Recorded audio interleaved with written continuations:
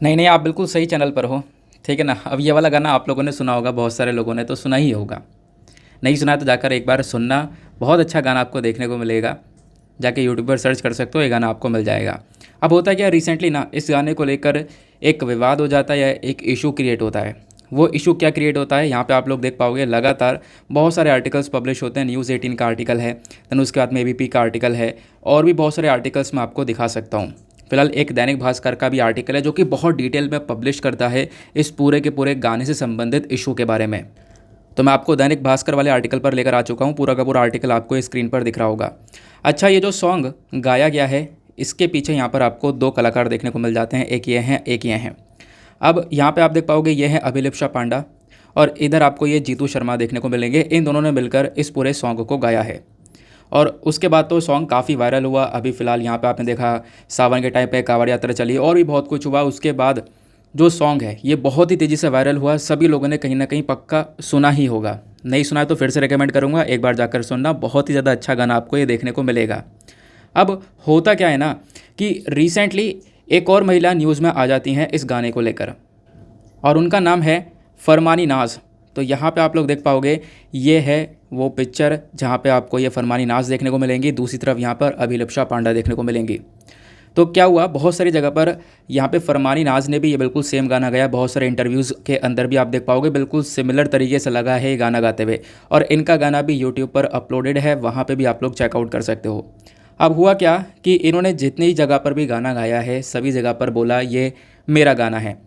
तो बेसिकली इसी की वजह से यहाँ पर एक कंट्रोवर्सी क्रिएट हुई है। और जैसे यहाँ पर देखा गया कि इंटरव्यू में सभी जगह पर ये फरमानी नाज गाना गा रही हैं, अपना गाना बता रही हैं, तो जीतू शर्मा यहाँ पर बोले कि ये कॉपीराइटेड सॉन्ग है, फरमानी नाज ने माफ़ी ना मांगी तो नोटिस भेजेंगे। ऐसा यहाँ पर जीतू शर्मा के थ्रू कहना है, जिन्होंने यहाँ पर ये सॉन्ग गाया है। तो जैसा आप लोग देख पाओगे, जैसे मैंने बताया हर इंटरव्यू में वह अपना गाना बता रही हैं इसको, जिनके बारे में मैंने आपको बताया। प्लस जीतू शर्मा ने ये भी बताया कि ये जो सॉन्ग है ना, इसके लगभग 310 के आसपास जो वर्जन्स हैं वो ऑलरेडी बन चुके हैं यूट्यूब के ऊपर, और लगातार यहाँ पर ये वर्जन्स बनते जा रहे हैं। फ़िलहाल ये कॉपीराइटेड गाना है, ऐसा भी यहाँ पर इन्होंने इसके बारे में मेंशन किया है। तो पूरा आर्टिकल है, बाकी यहाँ पर आगे की पूरी कहानी बताई गई है कि हाँ जीतू शर्मा ने कैसे ये गाना गाया था, कितनी सारी परेशानियाँ उठाने के बाद में ये पूरा का पूरा गाना कंप्लीट किया है, और उसके बाद जाके एक सक्सेस मिली है और ये गाना पूरी तरह से वायरल हो चुका है। साथ ही साथ ये बोलते हैं कि देखो जहाँ पर भी हमारे गाने का यूज़ किया जा रहा है तो वहाँ पे क्रेडिट दे दो तो ज़्यादा सही रहेगा। ऑब्वियसली बात है यार, जिस भी चीज़ का यूज़ कर रहे हो वहाँ पे क्रेडिट दे दिया जाए तो वो ज़्यादा बेटर रहता है। जैसा मैं आप लोगों को यहाँ पे आर्टिकल दिखा रहा हूँ, ये दैनिक भास्कर का रेफरेंस है, बाकी एबीपी न्यूज़। इसी वजह से हम लोग बहुत सारे आर्टिकल्स दिखाते रहते हैं, जैसा मैं रेगुलर बेसिस पर दिखाता भी हूँ। प्लस यहाँ पे द हिंदू न्यूज़पेपर एनालिसिस का डिस्कशन हो रहा है, ये भी आपको पता है हिंदू न्यूज़पेपर कवर किया जा रहा है ना। तो यहाँ पर इस प्रकार से उन्होंने बोला कि एक क्रेडिट भी मिल जाता है, तो यहाँ पर एक काफ़ी सपोर्ट मिलता है। आई होप आपको यहाँ पर ये पूरा का पूरा इशू समझ में आया होगा। नाउ चलते हैं अपने आर्टिकल की तरफ। अच्छा, इस गाने को लेकर एक और इशू है। अब जो ये फरमानी नाज है जिन्होंने ये गाना गाया है ना, अब वो मुस्लिम हैं। तो हुआ क्या, जब इन्होंने ये गाना गाया तो यूपी में जो उलेमाऊ हैं, जो क्लर्जी होते हैं बेसिकली, उन्होंने अपनी नाराज़गी दिखाई। उन्होंने बोला कि देखो ये गाना यहाँ पे क्यों गाया जा गया है, गाना नहीं गाना चाहिए था, डांस नहीं करना चाहिए था, क्योंकि वो जो सॉन्ग आप यूट्यूब पर देखोगे वहाँ पे वो गाना गा रही हैं, डांस कर रही हैं। तो ये चीज़ भी यहाँ पर देखने को मिली है। तो फिर यहाँ पे काफ़ी सारे उलेमाओं ने, ये जो यूपी के उलेमाओं खासकर, उन्होंने यहाँ पर मेंशन किया कि देखो ये चीज़ गलत है। और प्लस यहाँ पर मतलब ये देखो, ये थोड़ा सा मुद्दा अलग हो जाता है, ये थोड़ा अलग मुद्दा है। बाकी जो थंबनेल वाला मुद्दा था वो मुझे डिस्कस करना था, वो मैंने आपके साथ में पूरा का पूरा शेयर किया। आगे आते हैं। आपको पता है आज ये वीडियो काफ़ी ज़्यादा लेट आया है, उसके पीछे का रीज़न जो है वो मैंने मॉर्निंग में एक छोटा सा वीडियो अपलोड किया था, उसके अंदर बता दिया है। काफ़ी सारे इश्यूज़ हुए थे। मॉर्निंग मैंने वीडियो रिकॉर्ड कर लिया था 1 घंटे 20 मिनट का, लेकिन क्या हुआ उसके अंदर बिल्कुल भी साउंड रिकॉर्ड नहीं हुआ, तो इसकी वजह से मैं बिना साउंड के उसको अपलोड कर नहीं सकता था। देन उसके बाद में अब क्या होता है, इंटरनेट चला जाता है, वाईफाई का कनेक्शन यहाँ पे लॉस्ट हो जाता है। तो उसके बावजूद यहाँ पर मतलब प्रॉब्लम और भी बहुत सारी हो रही थी। लेकिन अब यहाँ पे जैसे वाईफाई का कनेक्शन आया, मैं वीडियो को रिकॉर्ड कर रहा हूँ और इसको तुरंत ही अपलोड भी कर दूँगा। प्रॉब्लम यहाँ पर ये हो गई, या फिर एक गलती ये हो गई कि मुझे इसको रिकॉर्ड मॉर्निंग में कर लेना चाहिए था। मैं शाम वाली वीडियो के लिए कंटेंट ढूंढने लगा, बाकी काम करने लगा। अगर मैं इस वाली वीडियो को रिकॉर्ड करके रख लेता तो अभी इंटरनेट का कनेक्शन आता तो मैं अपलोड कर देता। चलो कोई बात नहीं, अब फ़िलहाल रिकॉर्ड कर रहे हैं, अपलोड हो जाएगा। क्योंकि अगर मैं इसको आगे के लिए टाल देता हूँ तो बहुत सारा कंटेंट पेंडिंग हो जाएगा। पेंडिंग क्या हो जाएगा? पेंडिंग मैं इसको छोड़ता नहीं हूँ, आपका सब कुछ कवर करवा देता हूँ, लेकिन यह है कि बहुत सारा बर्डन हो जाएगा आपके ऊपर भी मेरे ऊपर भी। आपको काफ़ी सारी चीज़ें कवर करनी होंगी, मुझे करवानी होंगी। तो इसी वजह से ये वीडियो रिकॉर्ड कर लेते हैं। थोड़ा लेट अपलोड हो जाएगा, सभी लोग का लिंक शेयर कर दिया जाएगा। प्लीज़ आप लोग जाकर इसको अच्छे से फोकस के साथ में सुनना है। और एक चीज़ और देखो, आज से यहाँ पे क्या करना है, वीडियो को आप लोग पूरी तरह से कंप्लीट कर लेते हो पूरी तरह से, तो डन लिख देना कमेंट सेक्शन में कि हाँ डन विद द वीडियो, पूरी कंप्लीट कर ली है, सबको समझ में आया है। अगर यहाँ पे आप कह सकते हो कंप्लीट नहीं कर पाते हो, जितना भी परसेंट कंप्लीट कर पाते हो कि हाँ मैंने इतने आर्टिकल कंप्लीट कर लिए हैं, वो आर्टिकल लिख देना, इतने आर्टिकल पेंडिंग रह गए हैं या इतनी चीज़ों का मेरा रिवीजन हो गया है, नीचे कमेंट सेक्शन में लिखते रहना। इससे काफ़ी कुछ इंप्रूवमेंट आएगा। ये कल मैं सोच रहा था कि आप लोगों से ये बात बोलूँगा, लेकिन मॉर्निंग के अंदर इशू क्रिएट हो गया, अब मैं यहाँ पर ये बात बोल रहा हूँ। तो hi guys and welcome back to the channel Deepak Yadav education. Welcome to the daily the Hindu and Indian Express news and editorial analysis of 8 August 2022।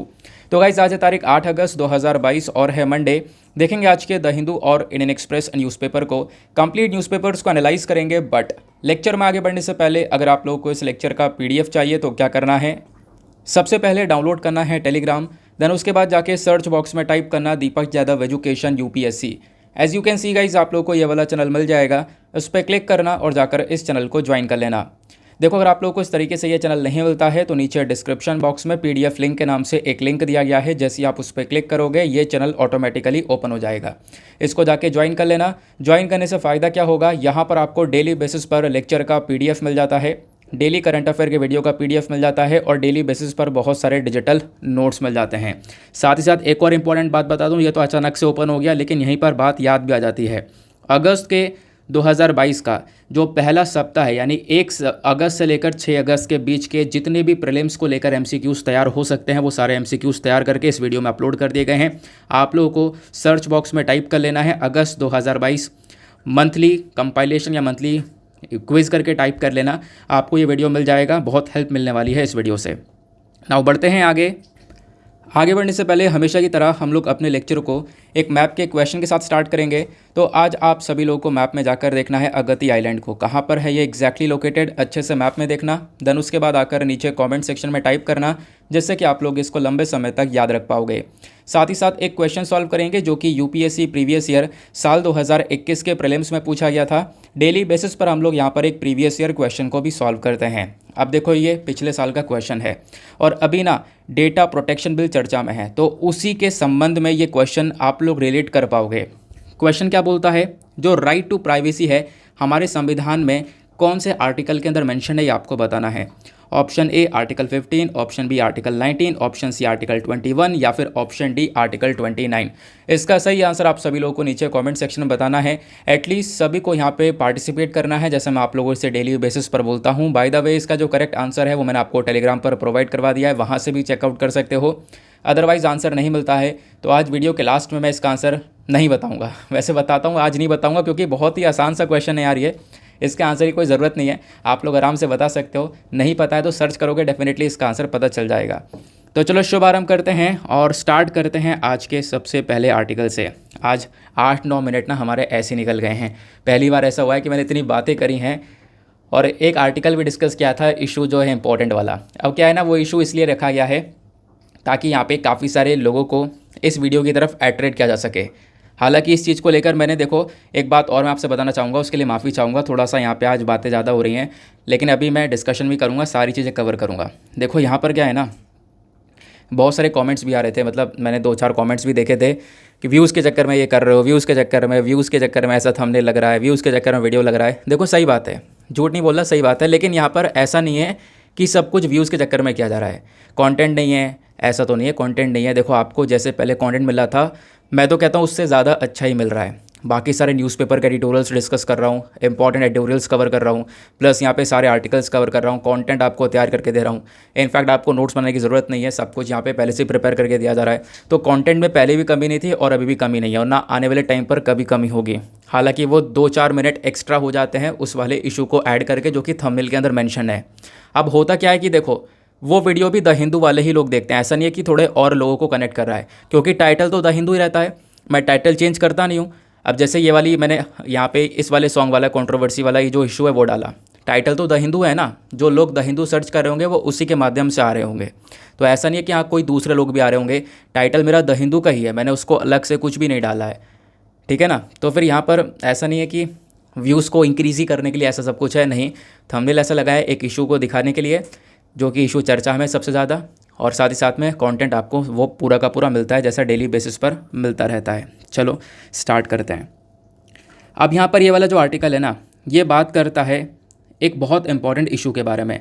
इस वाले आर्टिकल को आप लोग जीएस पेपर नंबर 3 से रिलेट कर पाओगे। Space and technology plus science and tech का जो पोर्शन है वो आपको इस वाले पेपर में देखने को मिल जाता है। इशू क्या है कि कल संडे था, कल इसरो ने ना एक काम किया, एसएसएलवी को लॉन्च किया। एसएसएलवी क्या है? यह है स्मॉल सैटेलाइट लॉन्च व्हीकल। अब इसरो यहाँ पर इसको लॉन्च करता है। इसको लॉन्च करते करते यहाँ पर देखो होता क्या है ना कि हम लोग एक करेक्ट ऑर्बिट पर लॉन्च करने की कोशिश करते हैं, लेकिन ये गलत ऑर्बिट पर लॉन्च हो जाता है। यानी कि आप कह सकते हो ये मिशन ऐसे लॉन्च हुआ है कि हमारे लिए काम का नहीं है, ये यूजेबल नहीं है, नॉट यूजेबल। तो काफ़ी सारी जगह पर आपने आर्टिकल देखे होंगे ये मिशन जो है फेल हो चुका है। और कल शाम को मैंने इसके ऊपर एक छोटा सा वीडियो बना के अपलोड भी किया था कि हाँ ये मिशन क्या था, आप वहाँ से भी डिटेल से समझ सकते हो। लेकिन कोई बात नहीं, अब जैसे मैंने बोला है ना, तो कुछ लोग जाएंगे कुछ लोग नहीं जाएंगे, तो सबको यहाँ पे मैं कवर करवा देता हूँ। एसएसएलवी क्या होता है? यह है स्मॉल सैटेलाइट लॉन्च व्हीकल। अब देखो यहाँ पर आगे इसके एसएलवी लगा हुआ है। एसएलवी मतलब सैटेलाइट लॉन्च व्हीकल, सैटेलाइट को लॉन्च करने के लिए ये व्हीकल का इस्तेमाल किया जाता है। अब होता क्या है, एसएसएलवी जैसे और भी व्हीकल्स होते हैं, जैसे कि देख पाओगे PSLV polar satellite launch vehicle हो गया, उसके बाद में जीएसएलवी हो गया, यह है जियो सिंक्रोनस सैटेलाइट लॉन्च व्हीकल। तो ये क्या करते हैं ना, सैटेलाइट्स को लॉन्च करने में मदद करते हैं। अब बहुत भारी भारी जो सैटेलाइट्स होती हैं, बड़ी बड़ी सैटेलाइट्स होती हैं, वो पीएसएलवी या फिर जीएसएलवी से यहाँ पर लॉन्च की जाती हैं। लेकिन अब यहाँ पर हम लोग इस वाले रॉकेट को तैयार कर रहे थे कि अगर मान लो हमें 500 किलोग्राम तक की सैटेलाइट को लॉन्च करना है, जैसे जीएसएलवी से हम लोग 10,000 किलोग्राम तक की सैटेलाइट को लॉन्च कर सकते हैं, वैसे मान लो हमें यहाँ पे 500 किलोग्राम की सैटेलाइट को लॉन्च करना है, तो उसके लिए हम लोग ना एसएसएलवी का इस्तेमाल करेंगे, स्मॉल सैटेलाइट लॉन्च व्हीकल का। तो हमने लास्ट जो टेस्ट किया था वो पीएसएलवी टेस्ट किया था। तो ये रॉकेट हमारे पास है ऑलरेडी, इससे हम लोग बड़े बड़े सैटेलाइट्स को लॉन्च कर देते हैं अंतरिक्ष में। अब 30 साल बाद हमने सोचा कि भैया छोटे छोटे सैटेलाइट्स भी लॉन्च करने होते हैं, तो उसके लिए हमारे पास में एसएसएलवी होना चाहिए था, स्मॉल सैटेलाइट लॉन्च व्हीकल होना चाहिए था। तो इसी रॉकेट की कल टेस्टिंग की गई थी। अब टेस्टिंग के दौरान हुआ क्या, ये मिशन फेल हो गया, यानी कि करेक्ट ऑर्बिट पर ये पहुंचा नहीं। तो इसी की वजह से कल बहुत सारे आर्टिकल्स यहाँ पे पब्लिश हुए। आई होप आपको ये पूरा का पूरा इशू क्लियर हो गया है। अब देखो एक और इम्पॉर्टेंट बात आती है कि आप सोच रहे होंगे सर आपने बोला कि ठीक है एसएसएलवी लॉन्च किया वो फेल हो गया, लेकिन आप ये भी बोल रहे हो कि हाँ सैटेलाइट लॉन्च करते हैं। तो कल सैटेलाइट लॉन्च की गई थी क्या? हाँ, तो कल 2 सैटेलाइट भी लॉन्च कर रहे थे हम लोग। और वो 2 सैटेलाइट कौन कौन सी थी? तो आप लोग यहाँ पर नाम देख पाओगे। एक है EOS यानी कि अर्थ ऑब्जर्वेशन सैटेलाइट 02, दूसरी है आज़ादी सैटेलाइट। तो ये 2 सैटेलाइट्स भी आप लोग को देखने को मिल जाती हैं, जिसको हम लोगों ने लॉन्च किया है। सिंपल हो गया। बट यहाँ पर ये सक्सेसफुल नहीं हो पाई हैं, तो ये यहाँ पर देखने को मिलेगा। बाकी इसरो ने यहाँ पे ये बोल दिया कि कोई बात नहीं, ये हमारा सक्सेसफुल नहीं हो पाया है, कोई प्रॉब्लम वाली बात नहीं है, फेलियर हमारे लाइफ का हिस्सा है, काफ़ी कुछ हमने सीखा है और हम जल्द ही दूसरा मिशन लेकर आएंगे। ये एसएसएलवी D1 था और जल्दी हम लोग एसएसएलवी D2 लेकर आने वाले हैं, बहुत जल्द लेकर आएंगे। और इस स्मॉल सैटेलाइट लॉन्च व्हीकल को जल्दी तैयार करेंगे, छोटी सैटेलाइट्स को लॉन्च करने में मदद करेगा। अब ये एसएसएलवी का फ़ायदा क्या हो सकता है? देखो फ़ायदा इसका ये है ना, नंबर 1 फ़ायदा पता है, 72 घंटे में हम इस पूरे रॉकेट को असेंबल कर सकते हैं। जैसे पीएसएलवी, एएसएलवी, एसएसएलवी, ये सारे जो रॉकेट्स हैं ना, इनको असेंबल करने में कई दिन लग जाते हैं, कई घंटे लग जाते हैं और बहुत सारे लोगों की ज़रूरत पड़ती है। लेकिन ये जो स्मॉल सैटेलाइट लॉन्च व्हीकल है, इसमें 72 घंटे में हम लोग इसको असेंबल कर सकते हैं। दूसरी इंपॉर्टेंट बात, 5 से 6 लोगों की ज़रूरत है बस, यानी हर सप्ताह हम लोग एक सैटेलाइट को लॉन्च कर सकते हैं। तो इसको तो लॉन्च करना ज़रूरी था। तो अब यहाँ पर हम लोग इसका सेकंड मिशन लेकर आने वाले हैं और उसके अंदर डेफिनेटली एक सक्सेस मिलने वाली है। आई होप आपको यहाँ पर ये पूरा का पूरा आर्टिकल क्लियर हो चुका होगा। नेक्स्ट आर्टिकल पर आते हैं। अगले आर्टिकल पर आने से पहले यार वीडियो पे जो लाइक का बटन उसको दबा देना। आज तो बहुत ही ज़्यादा सपोर्ट की ज़रूरत है, वीडियो काफ़ी लेट हो चुका है, वीडियो आगे बढ़ेगा भी नहीं, तो कोशिश करना 5K प्लस लाइक जल्द से जल्द इस पर पहुँचा दो। साथ ही साथ में आप लोग मेरे साथ में इंस्टाग्राम पे कनेक्ट हो सकते हो। सर्च बॉक्स में जाकर टाइप करना इंस्टाग्राम पे जाके दीपक यादव एजुकेशन, आपको ये प्रोफाइल मिलेगा। यहाँ पे कनेक्ट कर आप लोग अपनी क्वेरीज़ को मेरे साथ में डिस्कस कर सकते हो। आते हैं अगले आर्टिकल पर। नाउ नेक्स्ट इसके बराबर में ही एक आर्टिकल देखने को मिलेगा। क्या कॉन्टेक्स्ट इसका देखने को मिल जाता है? इसका कॉन्टेक्स्ट यहाँ पर यह है कि हमारे प्राइम मिनिस्टर प्रशंसा करते हैं स्टेट्स की और वो प्रशंसा किस लिए की जा रही है, क्योंकि स्टेट्स के बीच में एक कोऑपरेटिव फेडरलिज्म देखने को मिला है कोविड-19 के समय पर। इसका मतलब क्या, आओ थोड़ा सा डिटेल से समझते हैं। देखो हुआ क्या, कोविड-19 पैंडेमिक आया। कोविड-19 के बाद में क्या हुआ, लॉकडाउन्स लगे। लॉकडाउन्स लगने के साथ साथ दुनिया भर को बहुत सारी प्रॉब्लम्स हुई, इंडिया को भी बहुत सारी प्रॉब्लम्स हुई। तो इस टाइम के दौरान ना हमारे स्टेट्स के बीच में एक कोऑपरेटिव फेडरलिज्म देखने को मिला। कोऑपरेटिव फेडरलिज्म का या फिर फेडरलिज्म का मतलब यहाँ पर क्या देखने को मिलता है, यानी कि साथ में मिलकर चलना। साथ में यहाँ पर इन्होंने मिलकर बहुत अच्छे से काम किया है। इनफैक्ट हमारे स्टेट और सेंटर सब साथ में रहे हैं, जिसकी वजह से कोविड-19 से ये आराम से टैकल कर पाए हैं, ऐसा यहाँ पर बोला गया। तो इसकी प्रशंसा की गई है। क्वेश्चन यहाँ पर यह है कि सर इसकी प्रशंसा कहाँ पर की गई है। तो एक मीटिंग हुई है कल के दिन न्यू दिल्ली में, नीति आयोग की 7th गवर्नर काउंसिल की मीटिंग हुई थी नीति आयोग की। तो उस मीटिंग में हमारे पीएम भी थे, बाकी सारे मिनिस्टर्स आपको देखने को मिलेंगे, डिफेंस मिनिस्टर हैं, ट्रांसपोर्ट मिनिस्टर हैं, सभी मिनिस्टर्स आपको देखने को मिल जाते हैं, होम मिनिस्टर आपको देखने को मिल रहे हैं। तो ये इस मीटिंग के अंदर सभी लोग प्रेजेंट थे। तभी इसी मीटिंग के अंदर ये सारा का सारा डिस्कशन किया गया। प्लस इस मीटिंग के अंदर कुछ बातें भी बोली गई हैं कि आगे हमें किस किस चीज़ के ऊपर फोकस करना है। तो आगे फोकस करने के लिए हमारे पीएम ने किस किस चीज़ के ऊपर जोर दिया है, एग्रीकल्चर, एनिमल हस्बेंड्री और फूड प्रोसेसिंग के ऊपर यहाँ पर थोड़ा सा जोर दिया है। तो हमारे यहाँ पर आप कह सकते हो कि पीएम मोदी ने फोकस यहाँ पर क्या किया है, बोला है कि हम लोग इन चीज़ों के ऊपर थोड़ा सा जोर देने वाले हैं, है ना। इन चीज़ों के ऊपर जोर देंगे ताकि हम लोग सेल्फ सफिशिएंट बन सके, आत्मनिर्भर भारत की तरफ आगे बढ़ सकें। प्लस पीएम मोदी ने एक चीज़ के ऊपर और फोकस दिया, वो यह है 3 T's। टी का यहाँ पर मतलब क्या है, 3 T का मतलब 3 T हैं।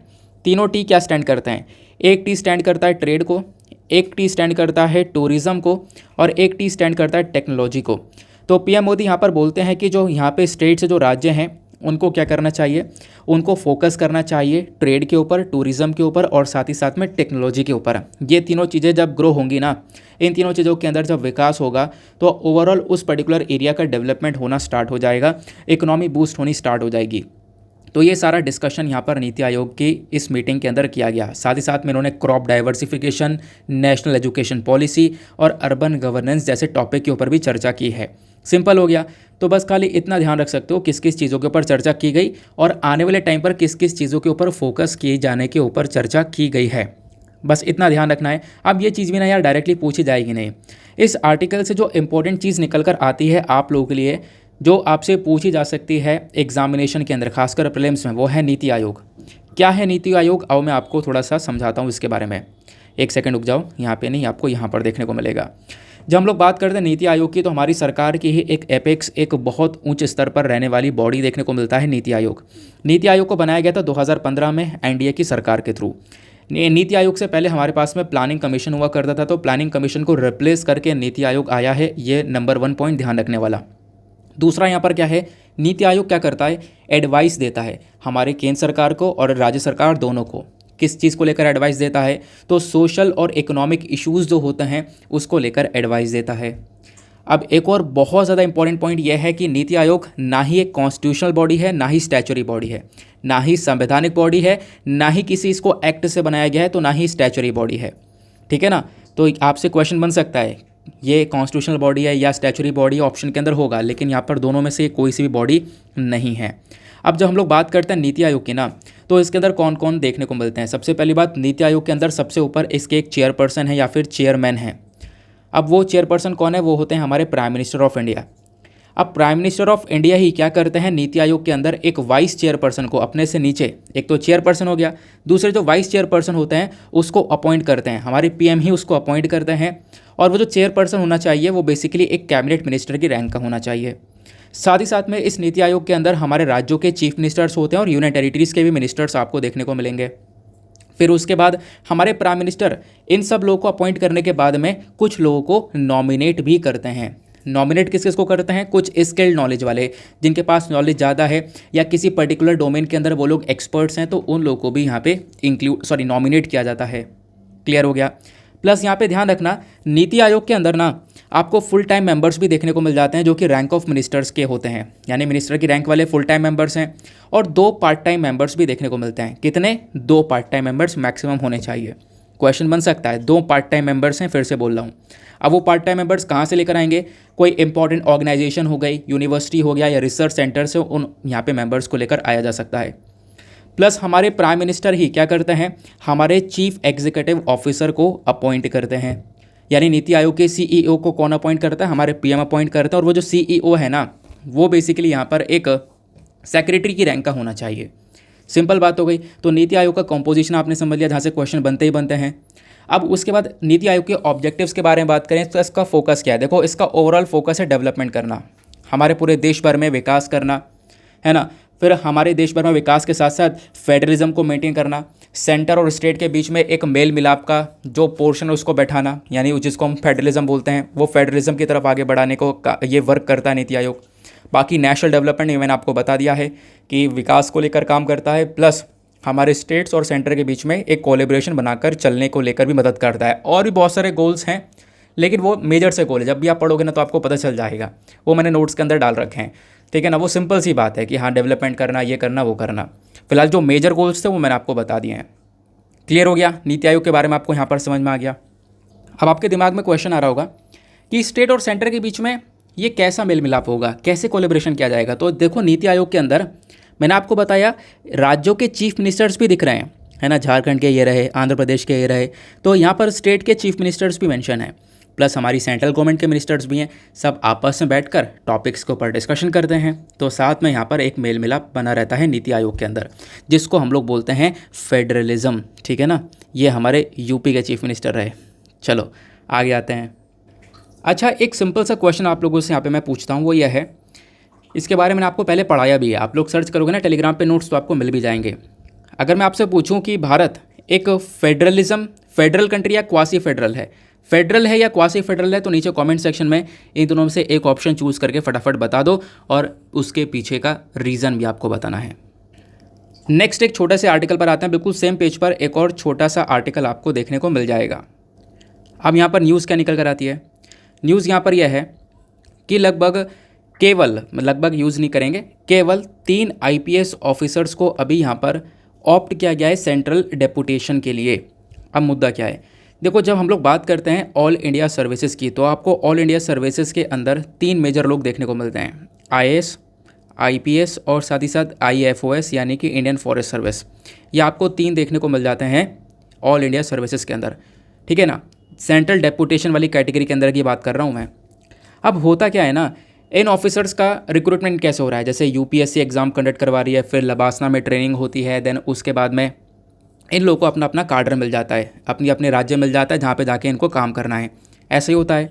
अब होता क्या है ना, ये लोग स्टेट में काम करते हैं, और यहाँ पे आप कह सकते हो जो ये ऑफिसर्स होते हैं आईएएस, आईपीएस और आईएफओएस, इन ऑफिसर्स की रिक्वायरमेंट स्टेट पर तो होती है, हमारे राज्य सरकार के अंडर में तो है ही, साथ ही साथ में केंद्र सरकार के अंडर में भी बड़ी बड़ी मिनिस्ट्रीज़ हैं, तो उन मिनिस्ट्रीज़ को रेगुलेट करने का काम भी यहाँ पर ये ऑफिसर्स करते हैं। तो हमारी सेंट्रल गवर्नमेंट को भी रिक्वायरमेंट होती है इन ऑफिसर्स की, आईएएस, आईपीएस, आईएफओएस, इन सारे ऑफिसर्स की।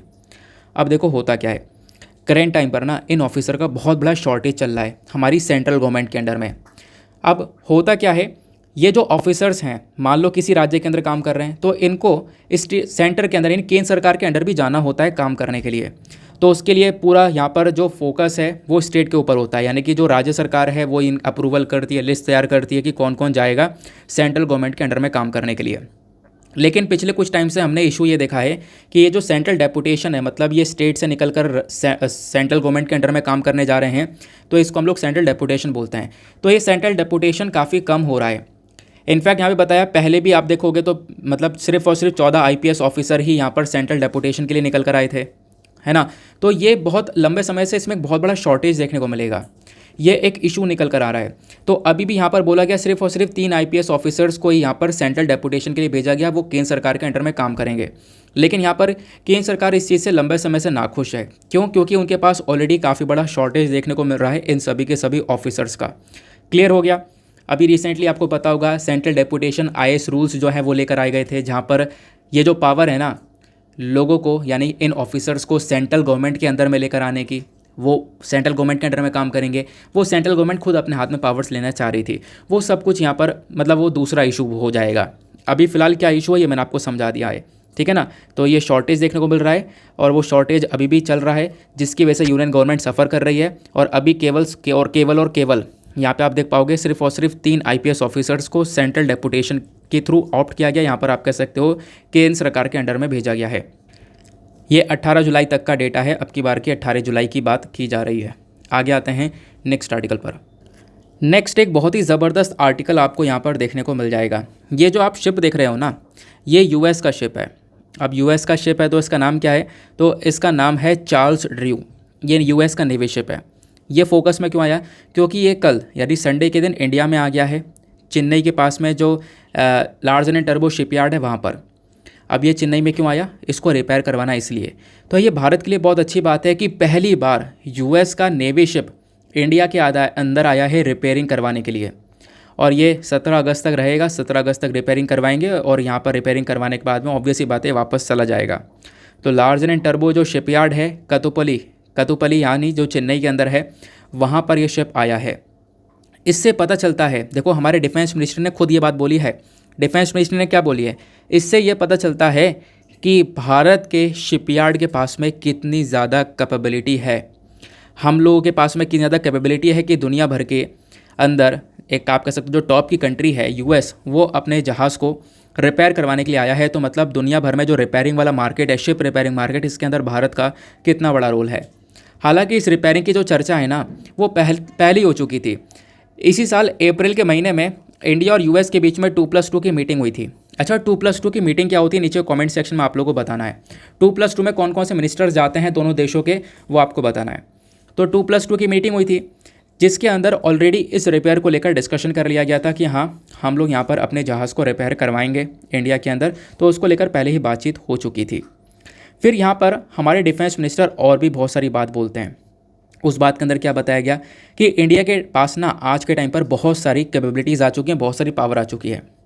इंडिया के पास में आज के टाइम पर टोटल 6 बड़े बड़े शिपयार्ड्स देखने को मिलेंगे, जिनका खुद का टर्नओवर $2 बिलियन के आसपास का है, जहाँ पर शिप वगैरह रिपेयर हो रहे हैं, शिप वगैरह बन रहे हैं। ठीक है ना। बाकी हमारे पास में एक से एक बढ़कर शिप आ रहा है। और सबसे बड़ी बात, हमने अपने देश का पहला खुद का एयरक्राफ्ट कैरियर विक्रांत को बनाया। एयरक्राफ्ट कैरियर यानी कि बहुत बड़ा सा जहाज़ जो कि बड़े बड़े विमान को अपने ऊपर रखकर चल सकता है। तो एक तो INS विक्रमादित्य ऑलरेडी था, जो कि रशिया से परचेज़ किया गया था। यहाँ पर बात की जा रही है INS विक्रांत की, जो कि यहाँ पर हमारे देश का पहला खुद का बनाया हुआ एयरक्राफ्ट कैरियर है, जिसके बारे में रिसेंटली मैंने एक वीडियो भी बनाया था। तो ये विक्रांत जो है आ चुका है भारत के पास में। तो ये यहाँ पर आप देख पाओगे भारत के लिए काफ़ी बड़े एग्जाम्पल्स देखने को मिलेंगे कि डिफेंस सेक्टर में भारत ने कितना कुछ किया है। अब डिफेंस से ही संबंधित मैं आप लोगों को कुछ अलग से और डेटा प्रोवाइड करवा रहा हूँ। उस डेटा को ज़रूर से अपने पास में लिख कर चलना। वो डेटा क्या क्या है आओ देखते हैं। तो यहाँ पर देखो, कुछ दिन पहले ना लाइव मिनट के अंदर एक आर्टिकल आता है। अब उस आर्टिकल में से काफ़ी सारी डिटेलिंग्स निकल कर आती है। इस डिटेल्स का आप लोग इस्तेमाल अपने मेंस के अंदर कर सकते हो।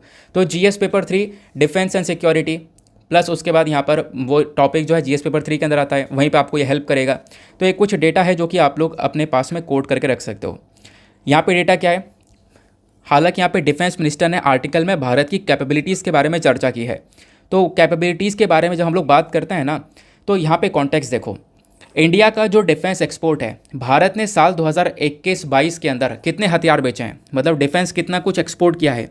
तो इसमें यहाँ पे हम लोगों ने साल 2021-22 के अंदर लगभग 13,000 करोड़ रुपए का डिफेंस एक्सपोर्ट किया था। और यहाँ पर एक्सपोर्ट किया तो बहुत सारे देशों ने परचेज़ किया। साउथ ईस्ट एशिया वाले देश थे, वेस्ट एशिया था, अफ्रीका था, इन सभी देशों ने भारत से हथियारों को परचेज़ किया। तो यहाँ पर आप भारत की कैपेबिलिटी को देख सकते हो।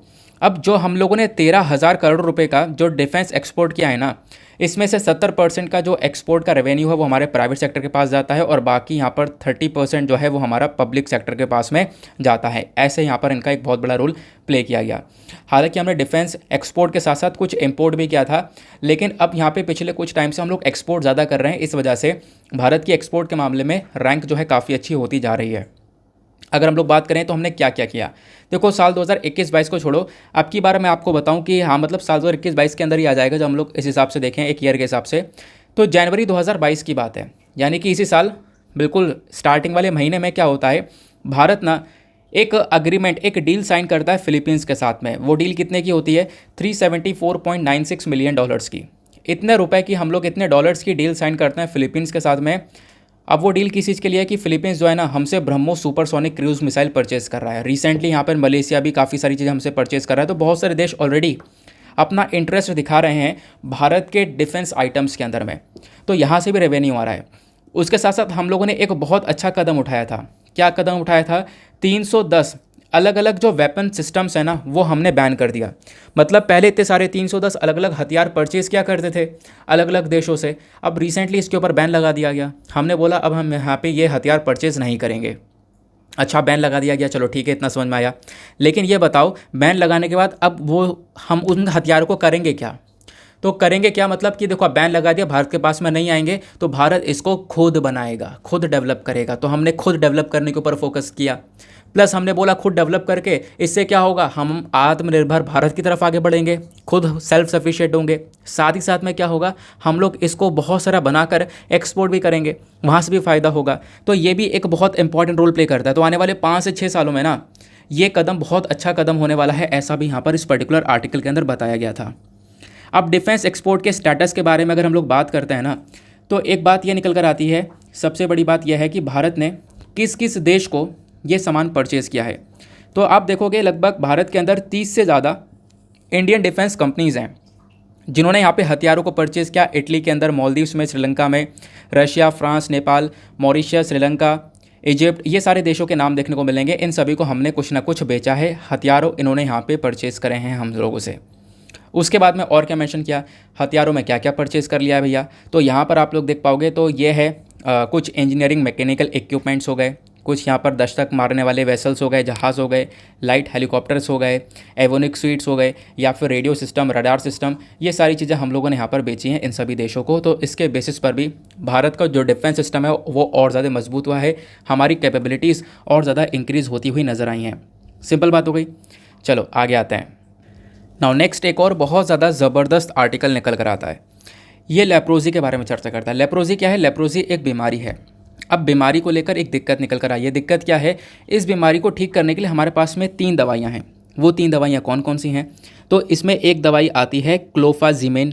क्लोफाजिमेन के बाद जो दूसरी दवाई आती है उसका नाम कहाँ गया भैया? तो एक सेकेंड रुको, ये आपको देखने को मिलेगा। जो दूसरा नाम है ये है रिफाम्पिसिन और तीसरा है डेप्सोन। ये 3 दवाइयाँ हैं जो कि लेप्रोजी को ठीक करती हैं। लेप्रोजी क्या होता है अभी डिटेल से मैं आपको बताऊंगा। तो हुआ क्या ना, न्यूज़ क्या है? न्यूज़ ये है कि इन तीनों दवाइयों में से एक दवाई का बहुत तगड़ा शॉर्टेज हो चुका है। वो कौन सी दवाई है? वो है क्लोफाजिमिन।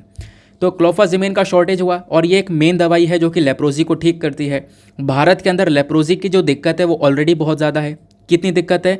तो अगर हम लोग वर्ल्ड हेल्थ ऑर्गेनाइजेशन के अकॉर्डिंग बात करें तो इंडिया के अंदर आपको 66% लेप्रोजी के केसेस देखने को मिलते हैं जब हम लोग दुनिया भर से कंपेयर करें तो भारत के अंदर ऑलरेडी बहुत ज़्यादा दिक्कत है लेप्रोजी की, ठीक है ना। तो इसको टैकल करने के लिए इन दवाइयों का इस्तेमाल करते हैं।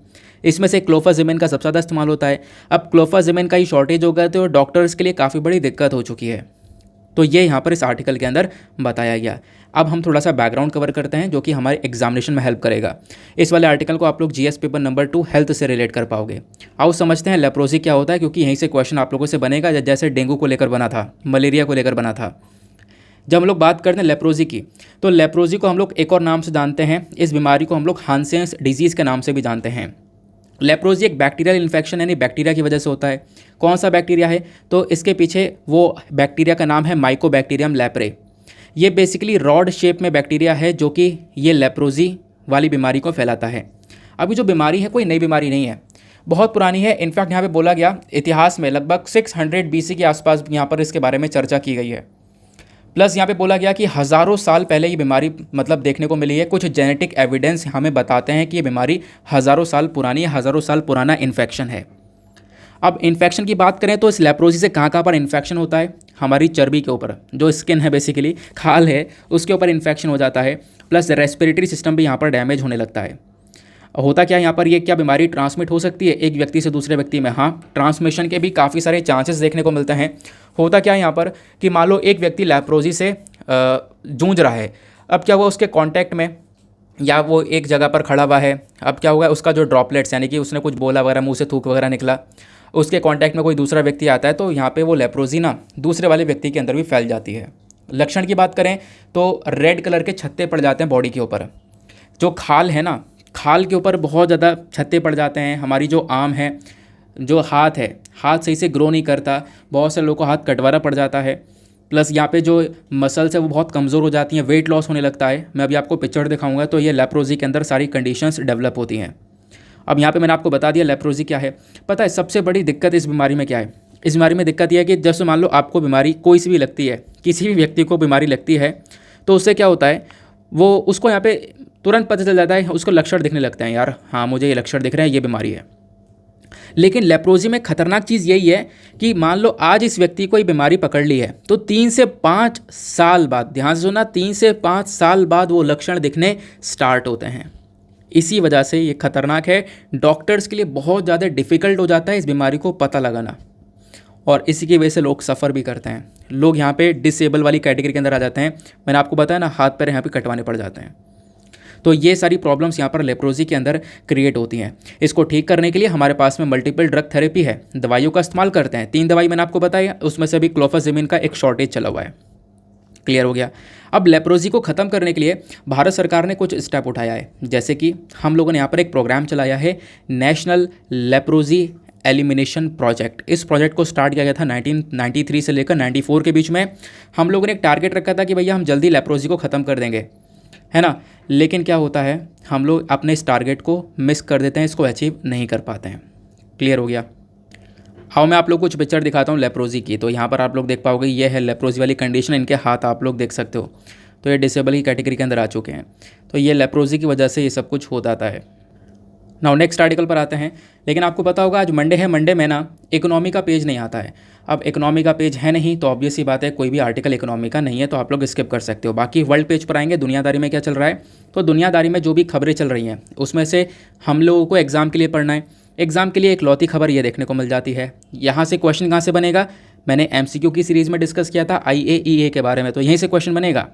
अब क्या है आर्टिकल समझते हैं। तो IAEA that is international atomic energy agency, अब इन्होंने क्या किया, अपनी चिंता व्यक्त करी है। क्यों? क्योंकि रशिया यूक्रेन का विवाद चल रहा है, ये तो आपको पता है। रशिया यूक्रेन का डिस्प्यूट रेगुलर बेसिस पर चर्चा में है। हुआ क्या, रिसेंटली रशिया ने ना यूक्रेन के ऊपर अटैक किया। यूक्रेन का एक न्यूक्लियर पावर प्लांट है, वहाँ पर भी बॉम्बिंग कर दी गई है। बॉम्बिंग, वहाँ पे एक तरीके से बॉम्ब गिरे गए, ठीक है ना, शेलिंग हुई है, बॉम्ब गिरा गया। अब हुआ क्या, जैसे यहाँ पर बॉम्ब गिराया गया तो उसके बाद न्यूक्लियर पावर प्लांट है भाई, वो न्यूक्लियर पावर प्लांट कितना खतरनाक हो सकता है, एक न्यूक्लियर डिज़ास्टर क्रिएट कर सकता है। और आपको पता है अगर कोई न्यूक्लियर डिज़ास्टर होता है ना तो उसका इम्पैक्ट सालों साल तक रह जाता है। तो इसी वजह से यहाँ पर IAEA ने अपनी चिंता व्यक्त करी है इस स्ट्राइक को लेकर, जो कि अभी न्यूक्लियर प्लांट पर की गई है यूक्रेन के अंदर में। क्लियर हो गया। तो बस ये है, आपसे कहीं नहीं पूछा जाएगा कि कहाँ पर स्ट्राइक किया गया, ये सब कुछ नहीं पूछा जाएगा, ये आपको ही पता है, मुझे ही पता है। लेकिन तो आप कहोगे पढ़ा क्यों रहे हो, देखो चर्चा में क्या निकल कर आया, IAEA ये बहुत इंपॉर्टेंट बॉडी है। क्वेश्चन यहाँ से बनने के बहुत बहुत चांसेस हैं। जैसा आपको मैं बता दूँ, मुझे याद है वेपन ऑफ मास डिस्ट्रक्शन को लेकर ये आर्टिकल चर्चा में आया था। Biological weapon convention, chemical weapon convention, ये वेपन को लेकर ना डायरेक्टली UPSC ने प्रीलिम्स के अंदर क्वेश्चन पूछे हुए हैं। वैसे ही क्वेश्चन यहाँ पर IAEA को लेकर ही बन सकता है। ऑब्वियस ही बात है, प्रीलिम्स वाले जो प्रीवियस ईयर क्वेश्चंस हैं उन्हीं को देखकर तो हम लोग UPSC के पैटर्न को एनालाइज कर पाएंगे ना कि कैसे क्वेश्चन बनते हैं। तो यहाँ पर इस प्रकार से क्वेश्चन बन सकता है। तो IAEA क्या है, आओ हम लोग समझते हैं। इसकी फुल फॉर्म में फिर से बोलता हूँ, इंटरनेशनल एटॉमिक एनर्जी एजेंसी। दुनिया भर में हम लोग यहाँ पर इसको एक और नाम से जानते हैं, वो है atoms for piece and development. इसको बनाया गया था 1957 के अंदर। क्यों बनाया गया था, देखो न्यूक्लियर टेक्नोलॉजी लगातार बढ़ रही थी, तो न्यूक्लियर टेक्नोलॉजी के ऊपर रोक लगाने के लिए, शांतिपूर्वक उसका इस्तेमाल किया जाए, पीसफुल तरीके से यूज़ किया जाए, उसी के लिए IAEA को बनाया गया। इसका हेडक्वार्टर आपको ऑस्ट्रिया की वीना में देखने को मिल जाता है। अब ऑब्जेक्टिव की बात करें तो मैंने आपको बता दिया कि देखो ऑब्जेक्टिव इसका यही है कि जो हमारे पास में न्यूक्लियर टेक्नोलॉजीज़ है दुनिया भर के पास में, उसको सेफ़ तरीके से यूज़ करना, सिक्योर तरीके से यूज़ करना। इनफैक्ट 2005 में IAEA को नोबेल पीस प्राइज़ भी दिया गया था दुनिया भर में शांति को मेंटेन करने के लिए। सिंपल बात हो गई। चलो आगे आते हैं नेक्स्ट आर्टिकल पर। नाउ नेक्स्ट आर्टिकल आपको यहाँ पर ये देखने को मिल जाता है, foreigners tribunal appointment Hanks fire. इसका मतलब क्या है समझते हैं। देखो होता क्या है ना, पहले ट्रिब्यूनल क्या है इसको समझते हैं, फिर आगे की कहानी समझेंगे, बिल्कुल बेसिक से चलेंगे। जैसे आपने देखा होगा कि हमारे कोर्ट होते हैं, वैसे ही आपको ट्रिब्यूनल देखने को मिलेंगे। ट्राइब्यूनल भी बोलते हैं, ट्रिब्यूनल भी बोलते हैं, अलग अलग यहाँ पे सबका प्रोनाउंसिएशन आपको देखने को मिलेगा। अब ट्राइब्यूनल होते क्या हैं समझते हैं पहले। देखो जब हम लोग बात करते हैं ट्राइब्यूनल की, जैसा कोर्ट होता है वैसे ही ट्राइब्यूनल होता है। यानी कि कोई केस है, जैसे कोर्ट के अंदर केस आपका सुलझ रहा है, वैसे ही ट्राइब्यूनल के अंदर सुलझ रहा है। तो इसी वजह से ट्राइब्यूनल को हम लोग क्या बोलते हैं, ट्राइब्यूनल को बोला जाता है एक सेकेंड को यार, कहाँ गया, हाँ, ट्राइब्यूनल को बोला जाता है quasi judicial institution. Quasi judicial institution, quasi मतलब यहाँ पर आप कह सकते हो जैसा हमारा जुडिशरी के अंदर होता है ना, जजेस वगैरह केस देखते हैं, वैसे ही ट्राइब्यूनल के अंदर भी होता है। तो ट्राइब्यूनल की ज़रूरत क्या पड़ गई हमें, ज़रूरत ये पड़ गई कि भाई कोई केस है, अब कोर्ट में जाने से पहले ट्राइब्यूनल के अंदर वो केस की सुनवाई हो सकती है। तो इससे क्या होगा, जो कोर्ट के अंदर केसेस पेंडिंग पड़े हैं, अभी भी करोड़ों केसेस पेंडिंग पड़े हैं, तो वो जो बर्डन है कोर्ट के ऊपर वो कम हो जाएगा, जो वर्कलोड है कोर्ट के ऊपर वो कम हो जाएगा, क्योंकि आधे केस की सुनवाई यहाँ पे ट्राइब्यूनल के अंदर कर दी जाएगी। जैसे आपने एनजीटी के बारे में सुना होगा, ये क्या है, नेशनल ग्रीन ट्राइब्यूनल। एनवायरमेंट वाले जो केसेस आते हैं, पोल्यूशन से संबंधित केसेस आते हैं, वो ये वाला ट्राइब्यूनल देखता है। वैसे ही हम लोग यहाँ पे बात कर रहे हैं अभी फॉरेन ट्राइब्यूनल की, ठीक है ना। तो ट्राइब्यूनल क्या होता है, मैंने आपको ये बताया। अच्छा, हमारे संविधान में ट्राइब्यूनल की कहीं चर्चा हुई है क्या, बिल्कुल चर्चा हुई है, और ये बहुत इंपॉर्टेंट पॉइंट है, ध्यान रखना। ट्राइब्यूनल हमारे ओरिजिनल कॉन्स्टिट्यूशन का हिस्सा नहीं है। आपसे क्वेश्चन बन जाए ट्राइब्यूनल हमारे ओरिजिनल संविधान का हिस्सा है, बिल्कुल नहीं। ट्राइब्यूनल को हम लोग 42nd अमेंडमेंट एक्ट 1976 के थ्रू लेकर आए थे। तो ये 42वां संशोधन किया गया, उसके बाद ट्राइब्यूनल वाला जो कॉन्सेप्ट है ये ऐड किया गया था आर्टिकल 323A के अंदर और फिर आर्टिकल 323B के अंदर। तो ध्यान रखना, आर्टिकल 323A और B के अंदर ट्राइब्यूनल्स के बारे में चर्चा की गई है। अब जो 323A वाला है वो बात करता है एडमिनिस्ट्रेटिव ट्राइब्यूनल के बारे में, ये तो नाम से समझ में आ गया, ये काम खत्म हो गया। दूसरा जो आता है ये बात करता है कुछ और जो मैटर्स हो गए, वो वाले केस को सुनवाई करने के लिए वो वाले ट्राइब्यूनल्स यहाँ पे बनाए जाएंगे। तो जो 323B है ना, ये दूसरे मैटर से संबंधित ट्राइब्यूनल के बारे में चर्चा करता है। दूसरे मैटर कौन कौन से हो गए, कोई टैक्सेशन का मामला हो गया, फॉरेन एक्सचेंज का हो गया, इंपोर्ट एक्सपोर्ट का, इंडस्ट्रियल लेबर का हो गया, लैंड रिफॉर्म्स का हो गया, अर्बन प्रॉपर्टी का हो गया। तो इन सब के मुद्दे यहाँ पर जो होते हैं दूसरे मैटर्स, उनका जो ट्राइब्यूनल है वो बेसिकली आर्टिकल 323B के अंदर चर्चा में रहता है। क्लियर हो गया। तो आपसे पूछा जाए ट्राइब्यूनल्स कहाँ पर है संविधान के अंदर मेंशन, तो बता देना ओरिजिनल संविधान का हिस्सा नहीं है, बाद में आर्टिकल 323 और 323A और B के अंदर ऐड किया गया था 42nd अमेंडमेंट एक्ट के थ्रू। क्लियर हो गया। अब हम लोग बात करते हैं फॉरेन ट्राइब्यूनल की। फॉरेन ट्राइब्यूनल असम के अंदर बनाया गया। अब ट्राइब्यूनल क्वासी जुडिशियल बॉडी होती है, मैं आपको बता चुका हूँ। अब फॉरेन ट्राइब्यूनल नाम से समझ में आ रहा है, जो फॉरेनर वाला मुद्दा है उसको देखने का काम करेगा, सही बात है। तो क्या काम देखेगा ये, फॉरेन ट्राइब्यूनल का मतलब यहाँ पर यह है ना कि जो लोग इस ट्राइब्यूनल के अंदर होंगे वो क्या देखेंगे कि एक व्यक्ति जो भारत के अंदर है, कहीं वो इलीगल तरीके से नहीं रह रहा है, कहीं वो विदेशी तो नहीं है, वो विदेशी है या नहीं है, यानी कि फॉरेनर है या नहीं है, वो चीज़ डिसाइड करने की पावर हमारे फॉरेन ट्राइब्यूनल के पास में है। तो असम के अंदर ये ट्राइब्यूनल को बनाया गया, सेटअप किया गया। ऐसा क्यों, क्योंकि असम के अंदर एनआरसी लेकर आया गया, आपको पता होगा, है ना, नेशनल रजिस्टर्स ऑफ सिटीजन। तो यहाँ पर ये जो एनआरसी लेकर आया गया ना, तो इसमें क्या हुआ, लगभग 19.0 लाख जो पीपल हैं वो एनआरसी से बाहर रह गए। अब इनका केस डिसाइड करने के लिए ट्राइब्यूनल को बनाया गया, फॉरेन ट्राइब्यूनल। ये बताएगा कि हाँ ये लोग फॉरेनर हैं या कौन है।